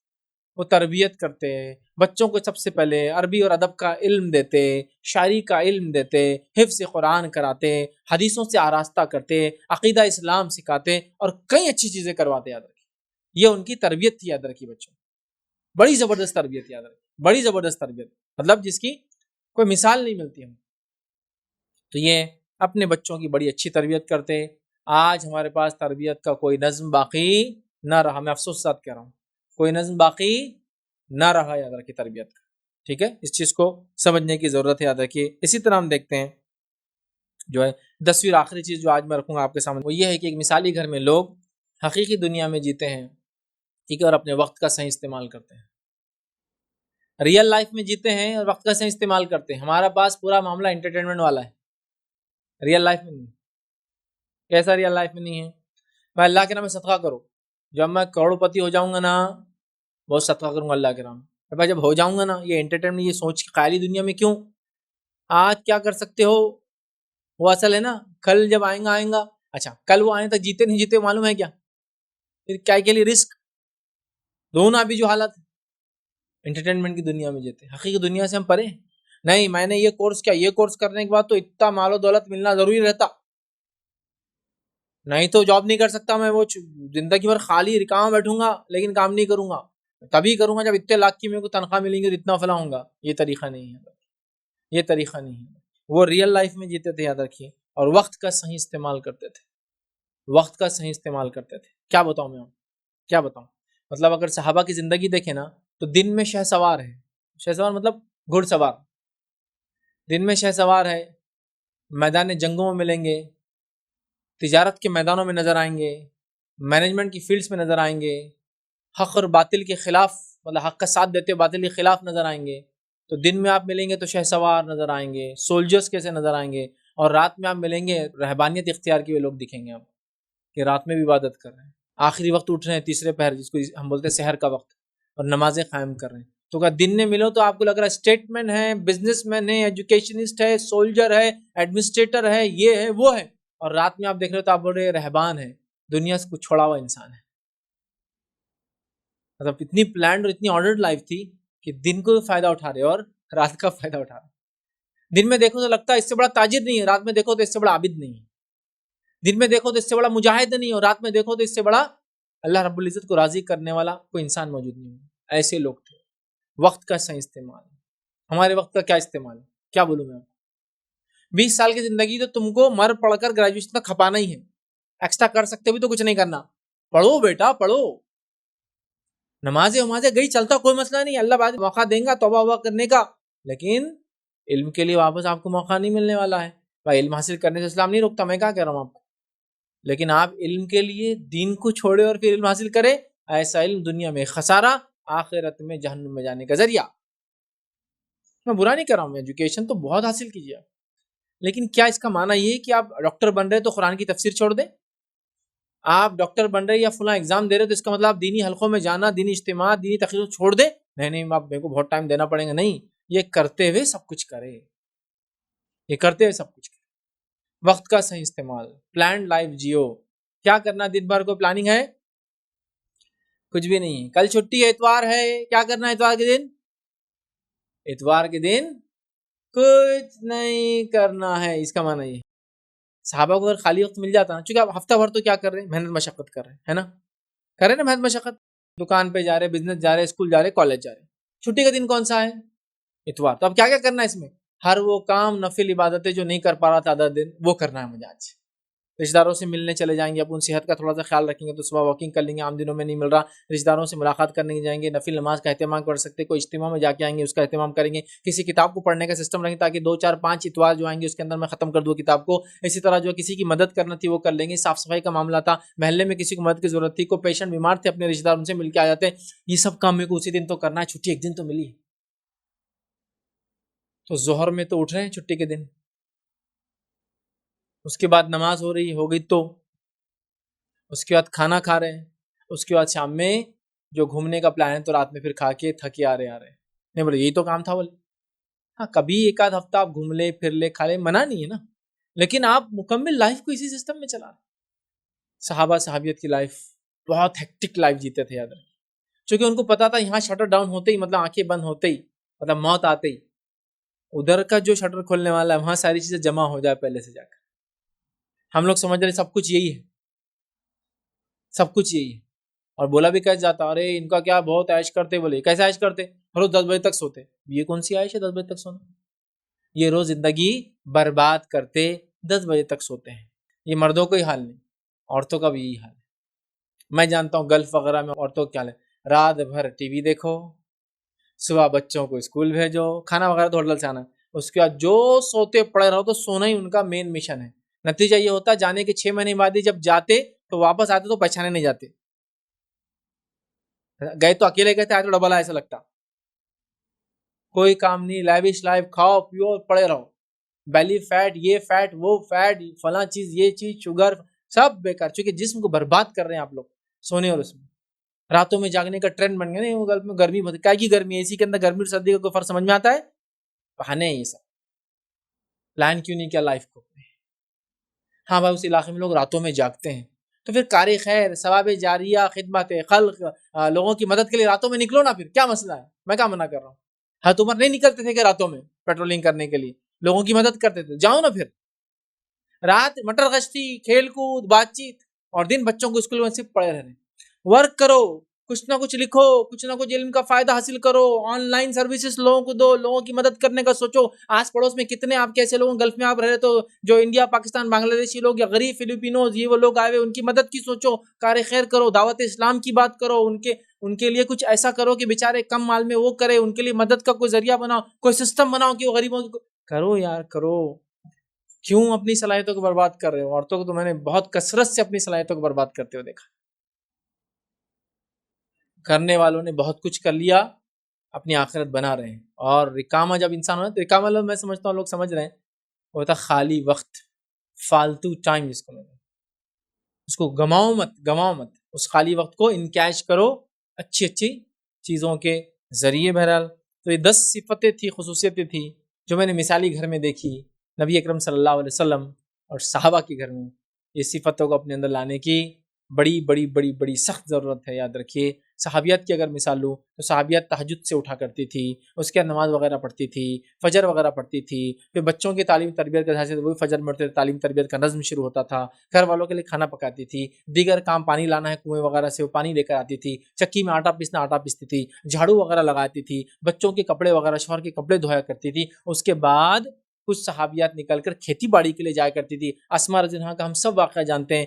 نبی اکرم صلی اللہ علیہ وسلم جا رہے تھے اونٹ پر، اسماء کو دیکھا سر پہ کچھ اٹھا کے لے جا رہی، کھیت سے لا رہی. کہا اسماء ہمارے ساتھ بیٹھ جاؤ اونٹ پر. آپ کو شرم حیا ہے کہ نہیں میں اللہ کے کیسا بیٹھوں؟ اونٹ ایک بڑا جانور ہوتا ہے، کئی لوگ بیٹھ سکتے ہیں اس پر. تجارت کر رہی ہے، کھیتی باڑی کر رہی ہے. ابو ایوب انصاری رضی اللہ عنہ کی بیوی کھیت میں رہتی ہے ان کے ساتھ، سب کر رہی ہے. پورا دن محنت مشقت کر رہی ہے، عبادتیں کر رہی ہے، تعلیم و تربیت کر رہی ہے، اور پھر موقع ملا تو جنگ اور جہادوں میں بھی جا رہی ہے.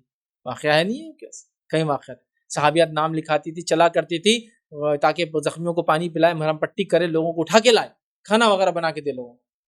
کیا کچھ نہیں کیا انہوں نے، کیا لائف سٹائل تھا، کیا زندگیاں تھی. دیکھیے ایک ٹائر جو چلنے کے لیے بنا ہے، اگر وہ نہیں چلے گا تو جہاں وہ ٹائر چلیں گا تو 1,00,000 کلومیٹر تک اچھا چلیں گا، وہیں اگر کھڑا رہیں گا تو 8 دن میں پھٹ جائیں گا، یاد رکھیے. یا 2-4 مہینے میں گاڑی کھڑے رہیں گی، ہوا نہیں رہیں گی تو کٹ جائیں گا وہ. مطلب اللہ نے جسموں کو بنایا مشقت اور محنت کے لیے، اس کو اپنے لاسٹ پریشر لمٹس تک یوز کرو. ہاں کسی زمانے میں لوگوں کو آپ دیکھیں نیچے بیٹھتے اوپر اٹھتے، نیچے بیٹھتے اوپر اٹھتے، کتنے بار ہوتا دن میں، ہے نا. آج کرسی آ گئی، پلنگ آ گیا، ٹیبل آ گیا، یہ آ گیا، وہ آ گیا، اونچے چیئرس آ گئے، فلاں ہو گیا، فلاں ہو گیا، فلاں ہو گیا. پیر کو نیچے اوپر ہونے کی عادت نہیں ہو گئی. اب آپ پیخانے کو گئے تو آپ کو نیچے بیٹھنا نہیں آتا، تو اس کے لیے کموڈ لا لی پھر آپ نے، چونکہ اب پیر کو وہ ایکسرسائز کی عادت نہیں رہی، نیچے اور اوپر اور نیچے اور اوپر. جب ٹائر کو 1,00,000 کلومیٹر چل سکتا ہے، اگر اس کو چلاؤں گے نہیں تو کھڑے کھڑے خراب ہوتا ہے. باڈی کو یوز کیوں نہیں کر رہے؟ صرف دماغ بھی خراب ہوتا ہے. ویسے اللہ نے دیا استعمال کے لیے، چالوں کے لیے چل رہا ہو، کسی کو نیچے دکھانے کی چل رہا، نیگیٹو تھاٹس کے لیے استعمال ہو رہا. پازیٹیوزم لاؤ، مثبت سوچوں کے ساتھ چلو، خرچ کرنے کے بارے میں سوچو، صدقات کے بارے میں سوچو. وہ مجھے گالی دیتا تو میں کیا سلوک کروں اس کے بارے میں سوچو. وہ برا ہے تو میں کیسے اچھائی کروں اس کے بارے میں سوچو. وہ کیا بولتے ہیں لوگ، دنیا چھوڑو، مجھے کیا کرنا ہے اس کے بارے میں پلان کرو. پازیٹیوزم، دنیا میں آگے بڑھو، بہت ضروری. یاد رکھیے. تو یہ وہ گھرانے تھے جو مثالی گھرانے ہمارے لیے، ہم نے ان سے نمونہ لے کر اپنی زندگی کو ڈھالنے کی کوشش کرنا چاہیے. میں اپنی بات کو اسی پہ ختم کروں گا اس دعا کے ساتھ کہ اللہ رب العزت سے دعا ہے کہ اللہ سبحانہ تعالیٰ ہم تمام کو صحابہ اور صحابیات جیسا محنت مشقت کرنے والا، ریاضت اور عبادت کرنے والا بنا. ہم تمام کے لیے یہ جو مثالی گھرانے، ان کے جیسا اپنے گھروں کو جو ہے مثالی بنانے کی جو توفیق عطا فرما. جب تک ہمیں زندہ رکھ اسلام اور ایمان پر زندہ رکھ، اور خاتمہ ہمارا ایمان پر ہو. وآخر دعوانا ان الحمد للہ رب العالمین. سبحان ربک رب العزت عما یصفون وسلام علی المرسلین والحمد للہ رب العالمین. کوئی بات اس درس سے نہ سمجھو یا آپ کا کوئی سوال تو پوچھ لیں.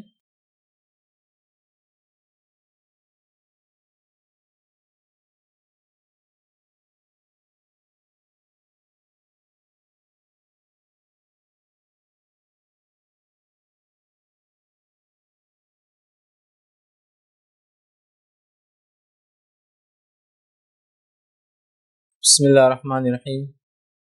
الحمد للہ رب العالمین والصلاة والسلام علی خاتم النبیین والمرسلین. رب اشرح لی صدری ویسر لی امری واحلل عقدۃ من لسانی یفقہوا قولی. اما بعد. جی السلام علیکم. نوح علیہ السلام کی عورت دوزخ میں جائے گی اور فرعون کی بیوی جنت میں جائیں گی، تو ان دونوں میں کیا ایسے عمل تھا دونوں عورتوں میں، اس کے بارے میں بتائیں. میں نے سوال کیا کہ نوح علیہ السلام کی جو بیوی جو ہے وہ ایمان نہیں لائی تھی، کفر پر تھی، تو ظاہر سی بات ہے جہنم میں جائیں گی. اور فرعون کی بیوی جو ہے جن کا نام روایتوں میں آسیہ آتا ہے، اور تو آسیہ جو ہے وہ جنت میں جائیں گی. تو دونوں ایسے کیا عمل کرتے تھے؟ دیکھیے قرآنی جو خواتین اس نام سے میں نے پورا لیکچر دیا ہے، اس میں تفصیلی ڈسکشن کیا ہے، لیکن پھر بھی بہت زیادہ تفصیلات ان کے تعلق سے نہیں ملتی ان عورتوں کے تعلق سے. ٹھیک ہے، جیسا کہ فرعون کی بیوی کا ذکر قرآن نے کیا ہے، فرعون کی عورت، اور نوح علیہ السلام کی بیوی کا تذکرہ کیا ہے، لوط علیہ السلام کی بیوی کا تذکرہ کیا ہے. لوط علیہ السلام اور نوح علیہ السلام دونوں کی بیویاں جو ہے حالانکہ ایمان والے بندے تھے، ایمان نہیں لائی تھی، تو ان کا ایمان نہیں لانا ان کو جہنم میں لے جائیں گے. یاد رکھیے یہ عمل ان کا، اپنے وقت کے نبی پہ ایمان نہیں لانا، یہ عمل ان کو جہنم میں جانے کا باعث ہے. آسیہ کا کیا ایسا عمل تھا جو جنت میں جائیں گی؟ زندگی میں ان کا کیا کیا اعمال تھے ہم کو نہیں ملتے، کیونکہ ان کی کوئی سیرت وغیرہ کوئی تفصیلات نہ تاریخی حوالوں سے ملتی ہے، نہ ہی صحابہ سے، نہ ہی کوئی اس قسم کی اسرائیلیات ملتی ہے، تو ہم وہ تو نہیں بتا پائیں گے. لیکن یہ تو بتا سکتے جنت میں جانے کی ان کی ایک وجہ جو ہے ان کی، حالانکہ وہ کافر کے نکاح میں تھی، وقت کے جابر کے نکاح میں تھی، وہ یہ تھی کہ وقت کے نبی پر ایمان لے آئی تھی. اور ان کے وقت میں کون سے نبی تھے؟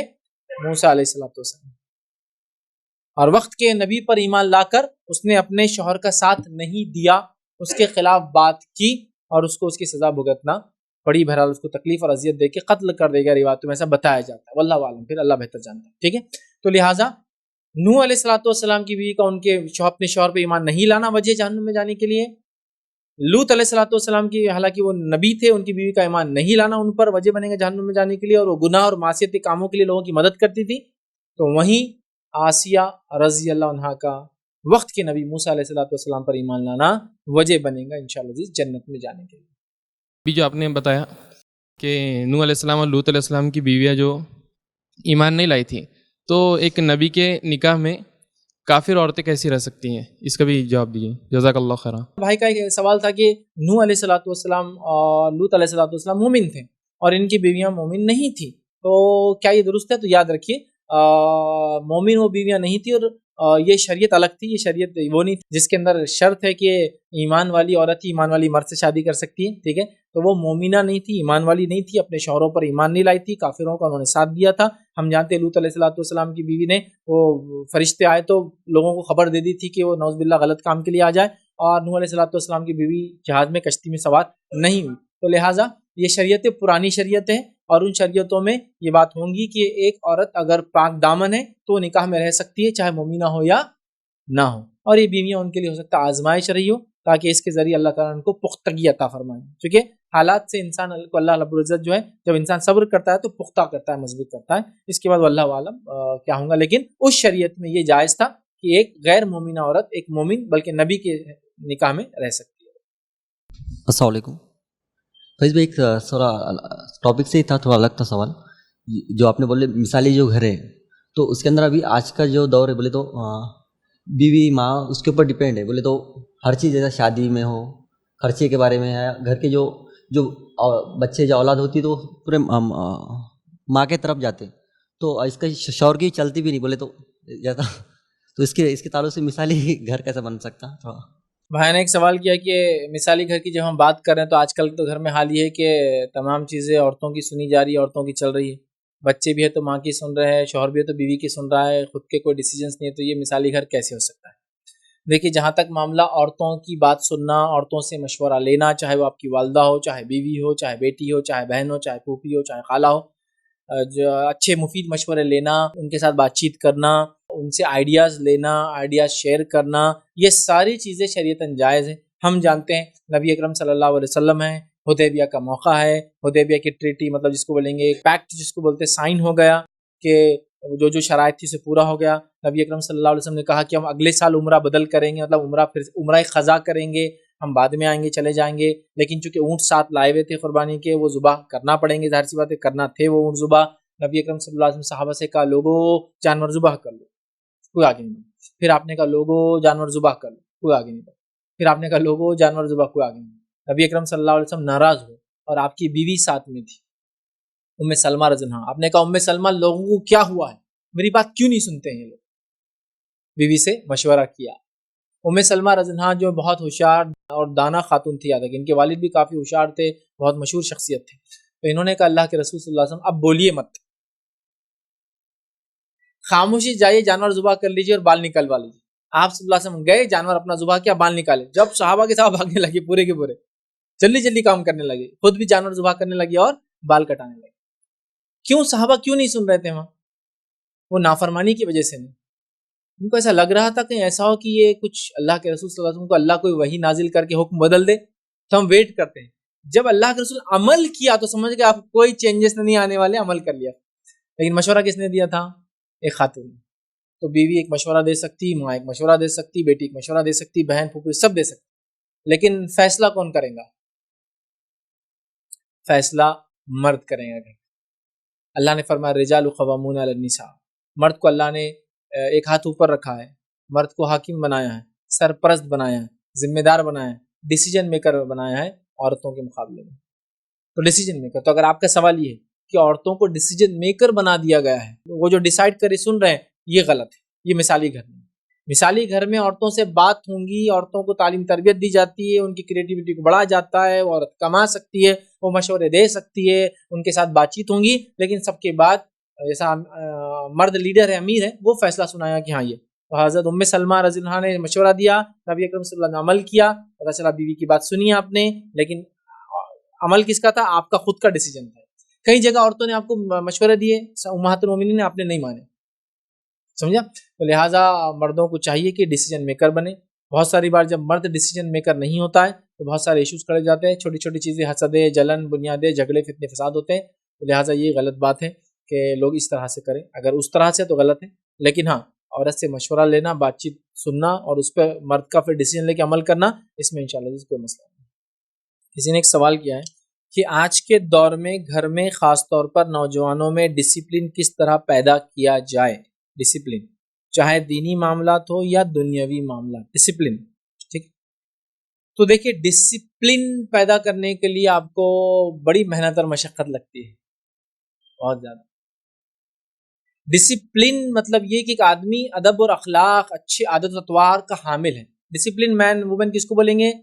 جو مرد یا عورت اچھے عادت اطوار کا حامل ہو، ڈسپلن لائف جس کو بولتے ہیں، مطلب ایک منظم نظم و ضبط کے ساتھ جینے والا ہو۔ اب یہ کیسے ہوں گا؟ اس کے لیے آپ کو گھر کا ماحول بنانا پڑے گا۔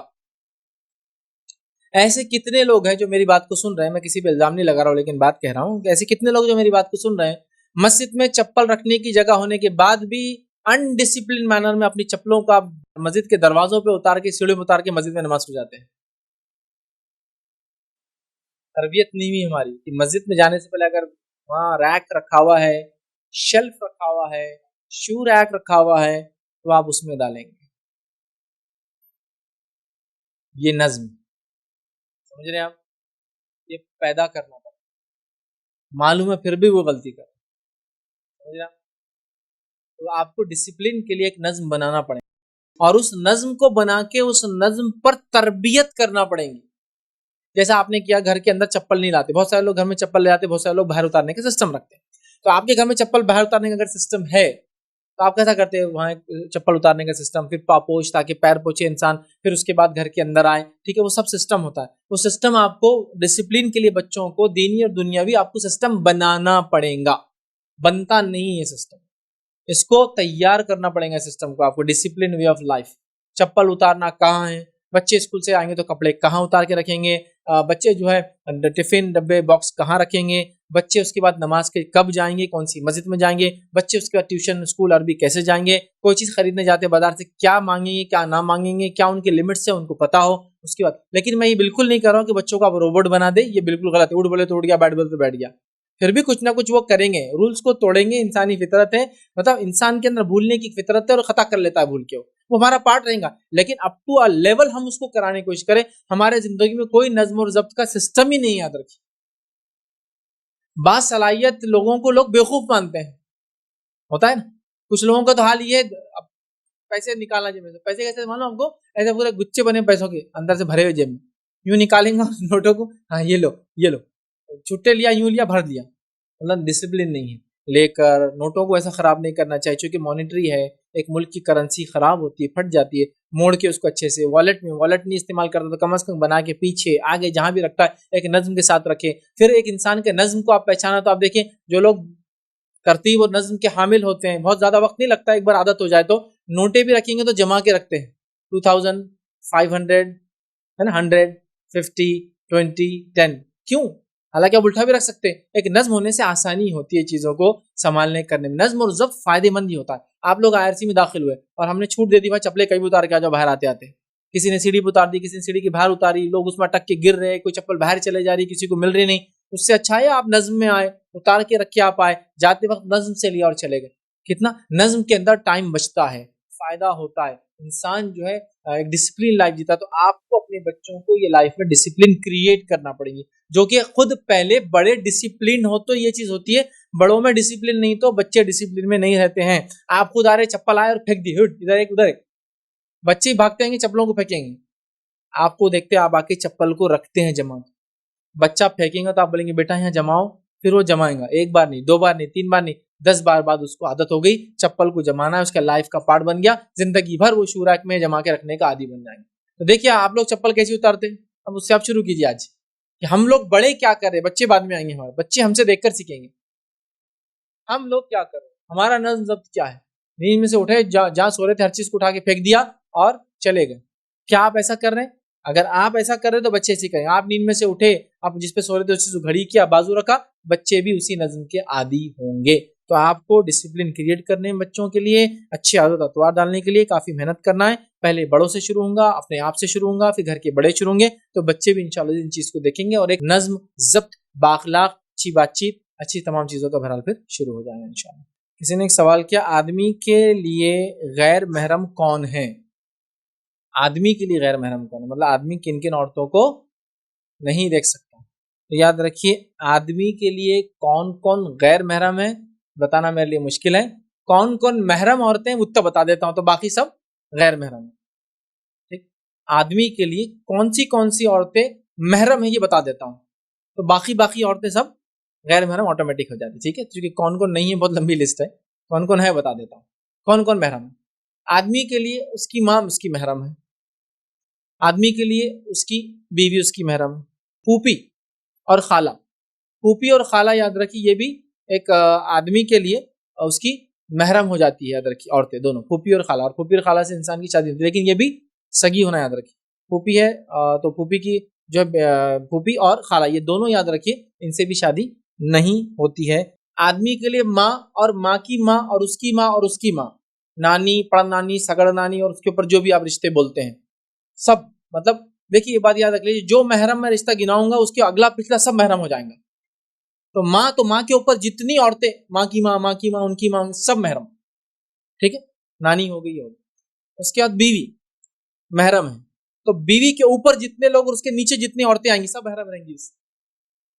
سمجھا؟ جیسا بیوی کی ماں, ساس محرم ہے. ساس کی ساس آپ شادی نہیں کر سکتے, دادی ساس وہ بھی محرم چونکہ آپ اس کی نسل میں. اب اسی طرح سمجھ رہا, تو یہ ہو گئی اوپر والی جتنی جنریشن ہے, ساس کے اوپر کے جتنے لوگ ہیں یہ سب محرم ہو گئے. ٹھیک ہے, اس کے بعد ماں ہو گئی, بیوی ہو گئی, بیوی کے اوپر چلے گا. اس کے بعد بہنیں آپ کی سگی بہنیں, چچری, خلیری, پھپھیری, تیری, یہ وہ نہیں, سگی بہنیں. سگی بہنیں بولے تو کون کون ہوتی ہے؟ سگی بہنیں بولے تو آپ کے والد اور آپ کی والدہ سے ہوئی بیٹیاں, آپ کے والد اور ان کی دوسری بیوی سے ہوئی بیٹیاں, آپ کے والد اور ان کی تیسری بیوی سے ہوئی بیٹیاں, یہ سب کون ہوں گے؟ آپ کی محرم ہو گئی. یاد رکھیے. ٹھیک ہے, تو یہ ہوگی محرم. ٹھیک, تو یہ ہو گیا آپ کی بہنیں آپ کی محرم ہے. ٹھیک ہے, اس کے بعد آپ کی سگی بہن کی بچیاں, تو آپ کی بہن محرم ہے نا, تو اس کے نیچے والی نسل بھی پوری محرم ہو جاتی. سگی بہن کی بچیاں, بچیوں کی بچیاں, مطلب آپ کی بھانجیاں اور بھانجیوں کی بیٹیاں, یہ بھی محرم ہے.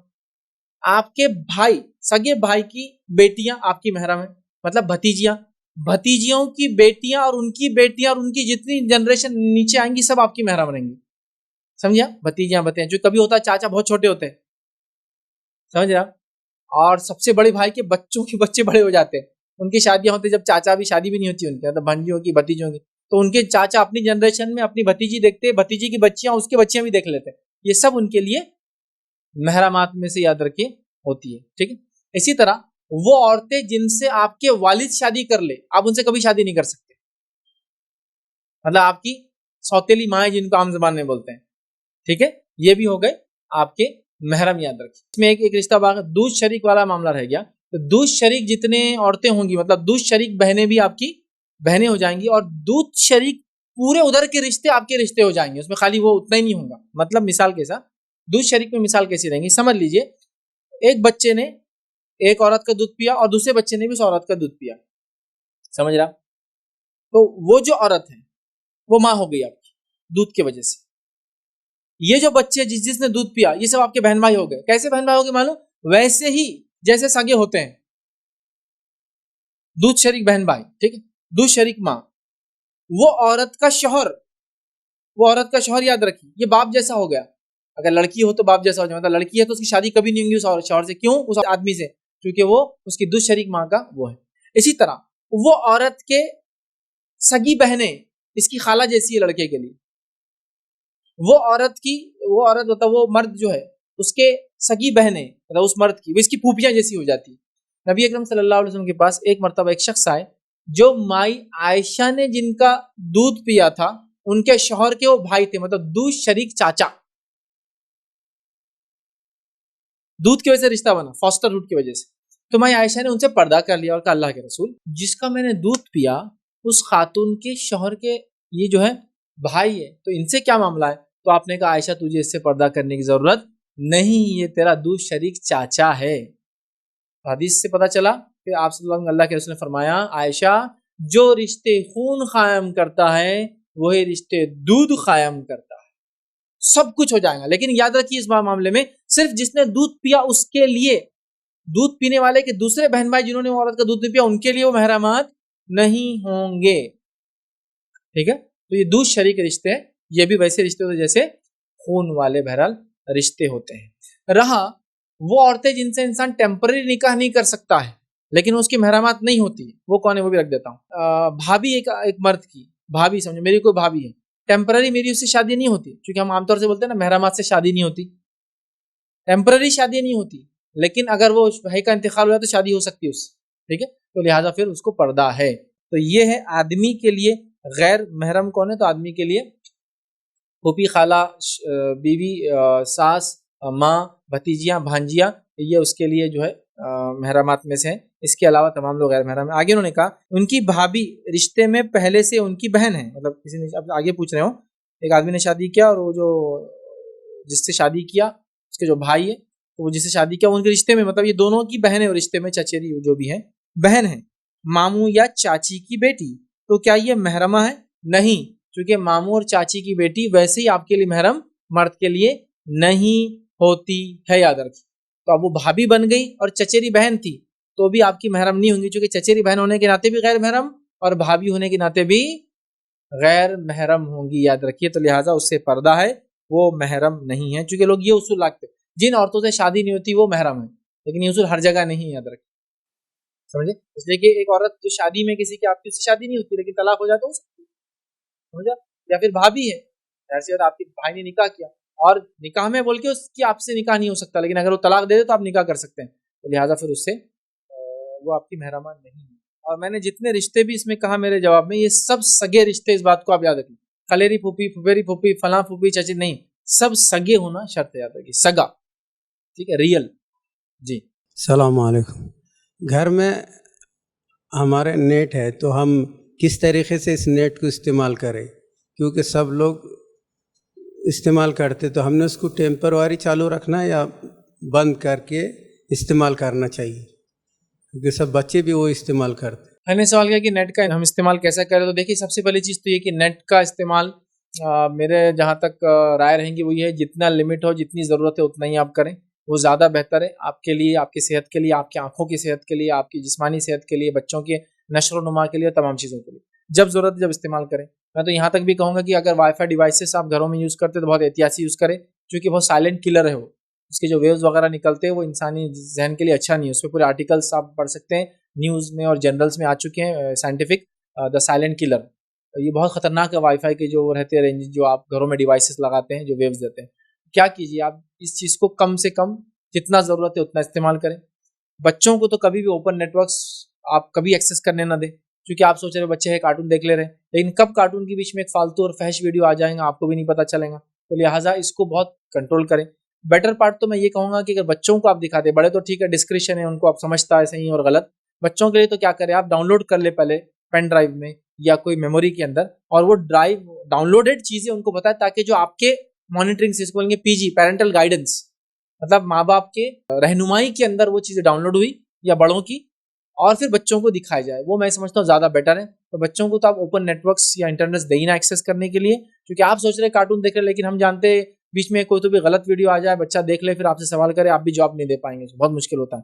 تو لہٰذا بیٹر چیز کیا ہے، آپ اس کو جو چیزیں آپ دیکھ چکے ہیں آپ کو لگتا ہے بچوں کے لیے اچھی ہے اس کو ڈاؤن لوڈ کریں اور ان کو دیں.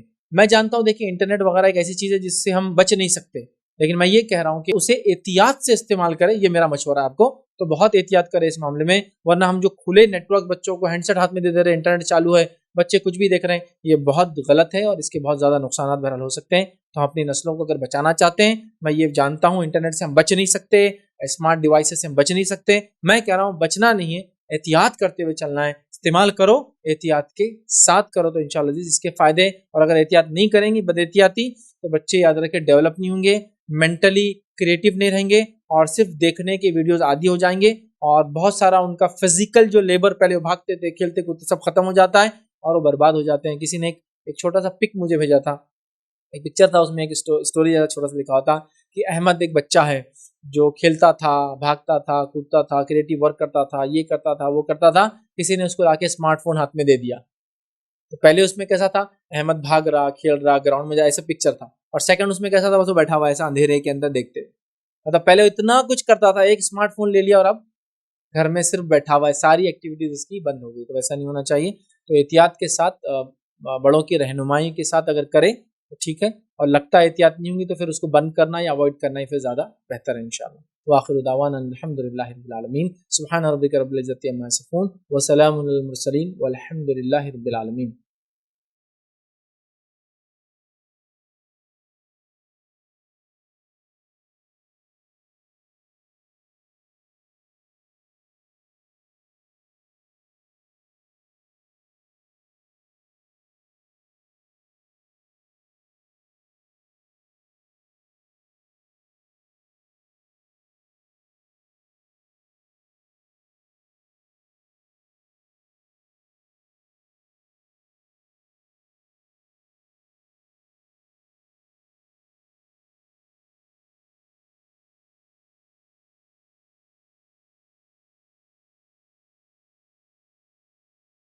السلام علیکم. آپ بھی ہمارے اس کام میں تعاون کریں اپنی زکات و صدقات کے ذریعے. ڈونیشن ڈیٹیلز کے لیے ڈونیٹ اس پر کلک کریں. اگر آپ کو ہمارے ویڈیوز پسند آئے ہیں تو اسے شیئر کریں اور سب کے حقدار بنیں. روزانہ ہمارے ویڈیوز کو پانے کے لیے ہمارے یوٹیوب چینل کو سبسکرائب کریں اور بیل آئکن دبائیں. ہم سے دیگر سوشل میڈیا پر جڑنے کے لیے ویڈیو میں دیے گئے آئی ڈی کو سرچ کریں. جزاک اللہ.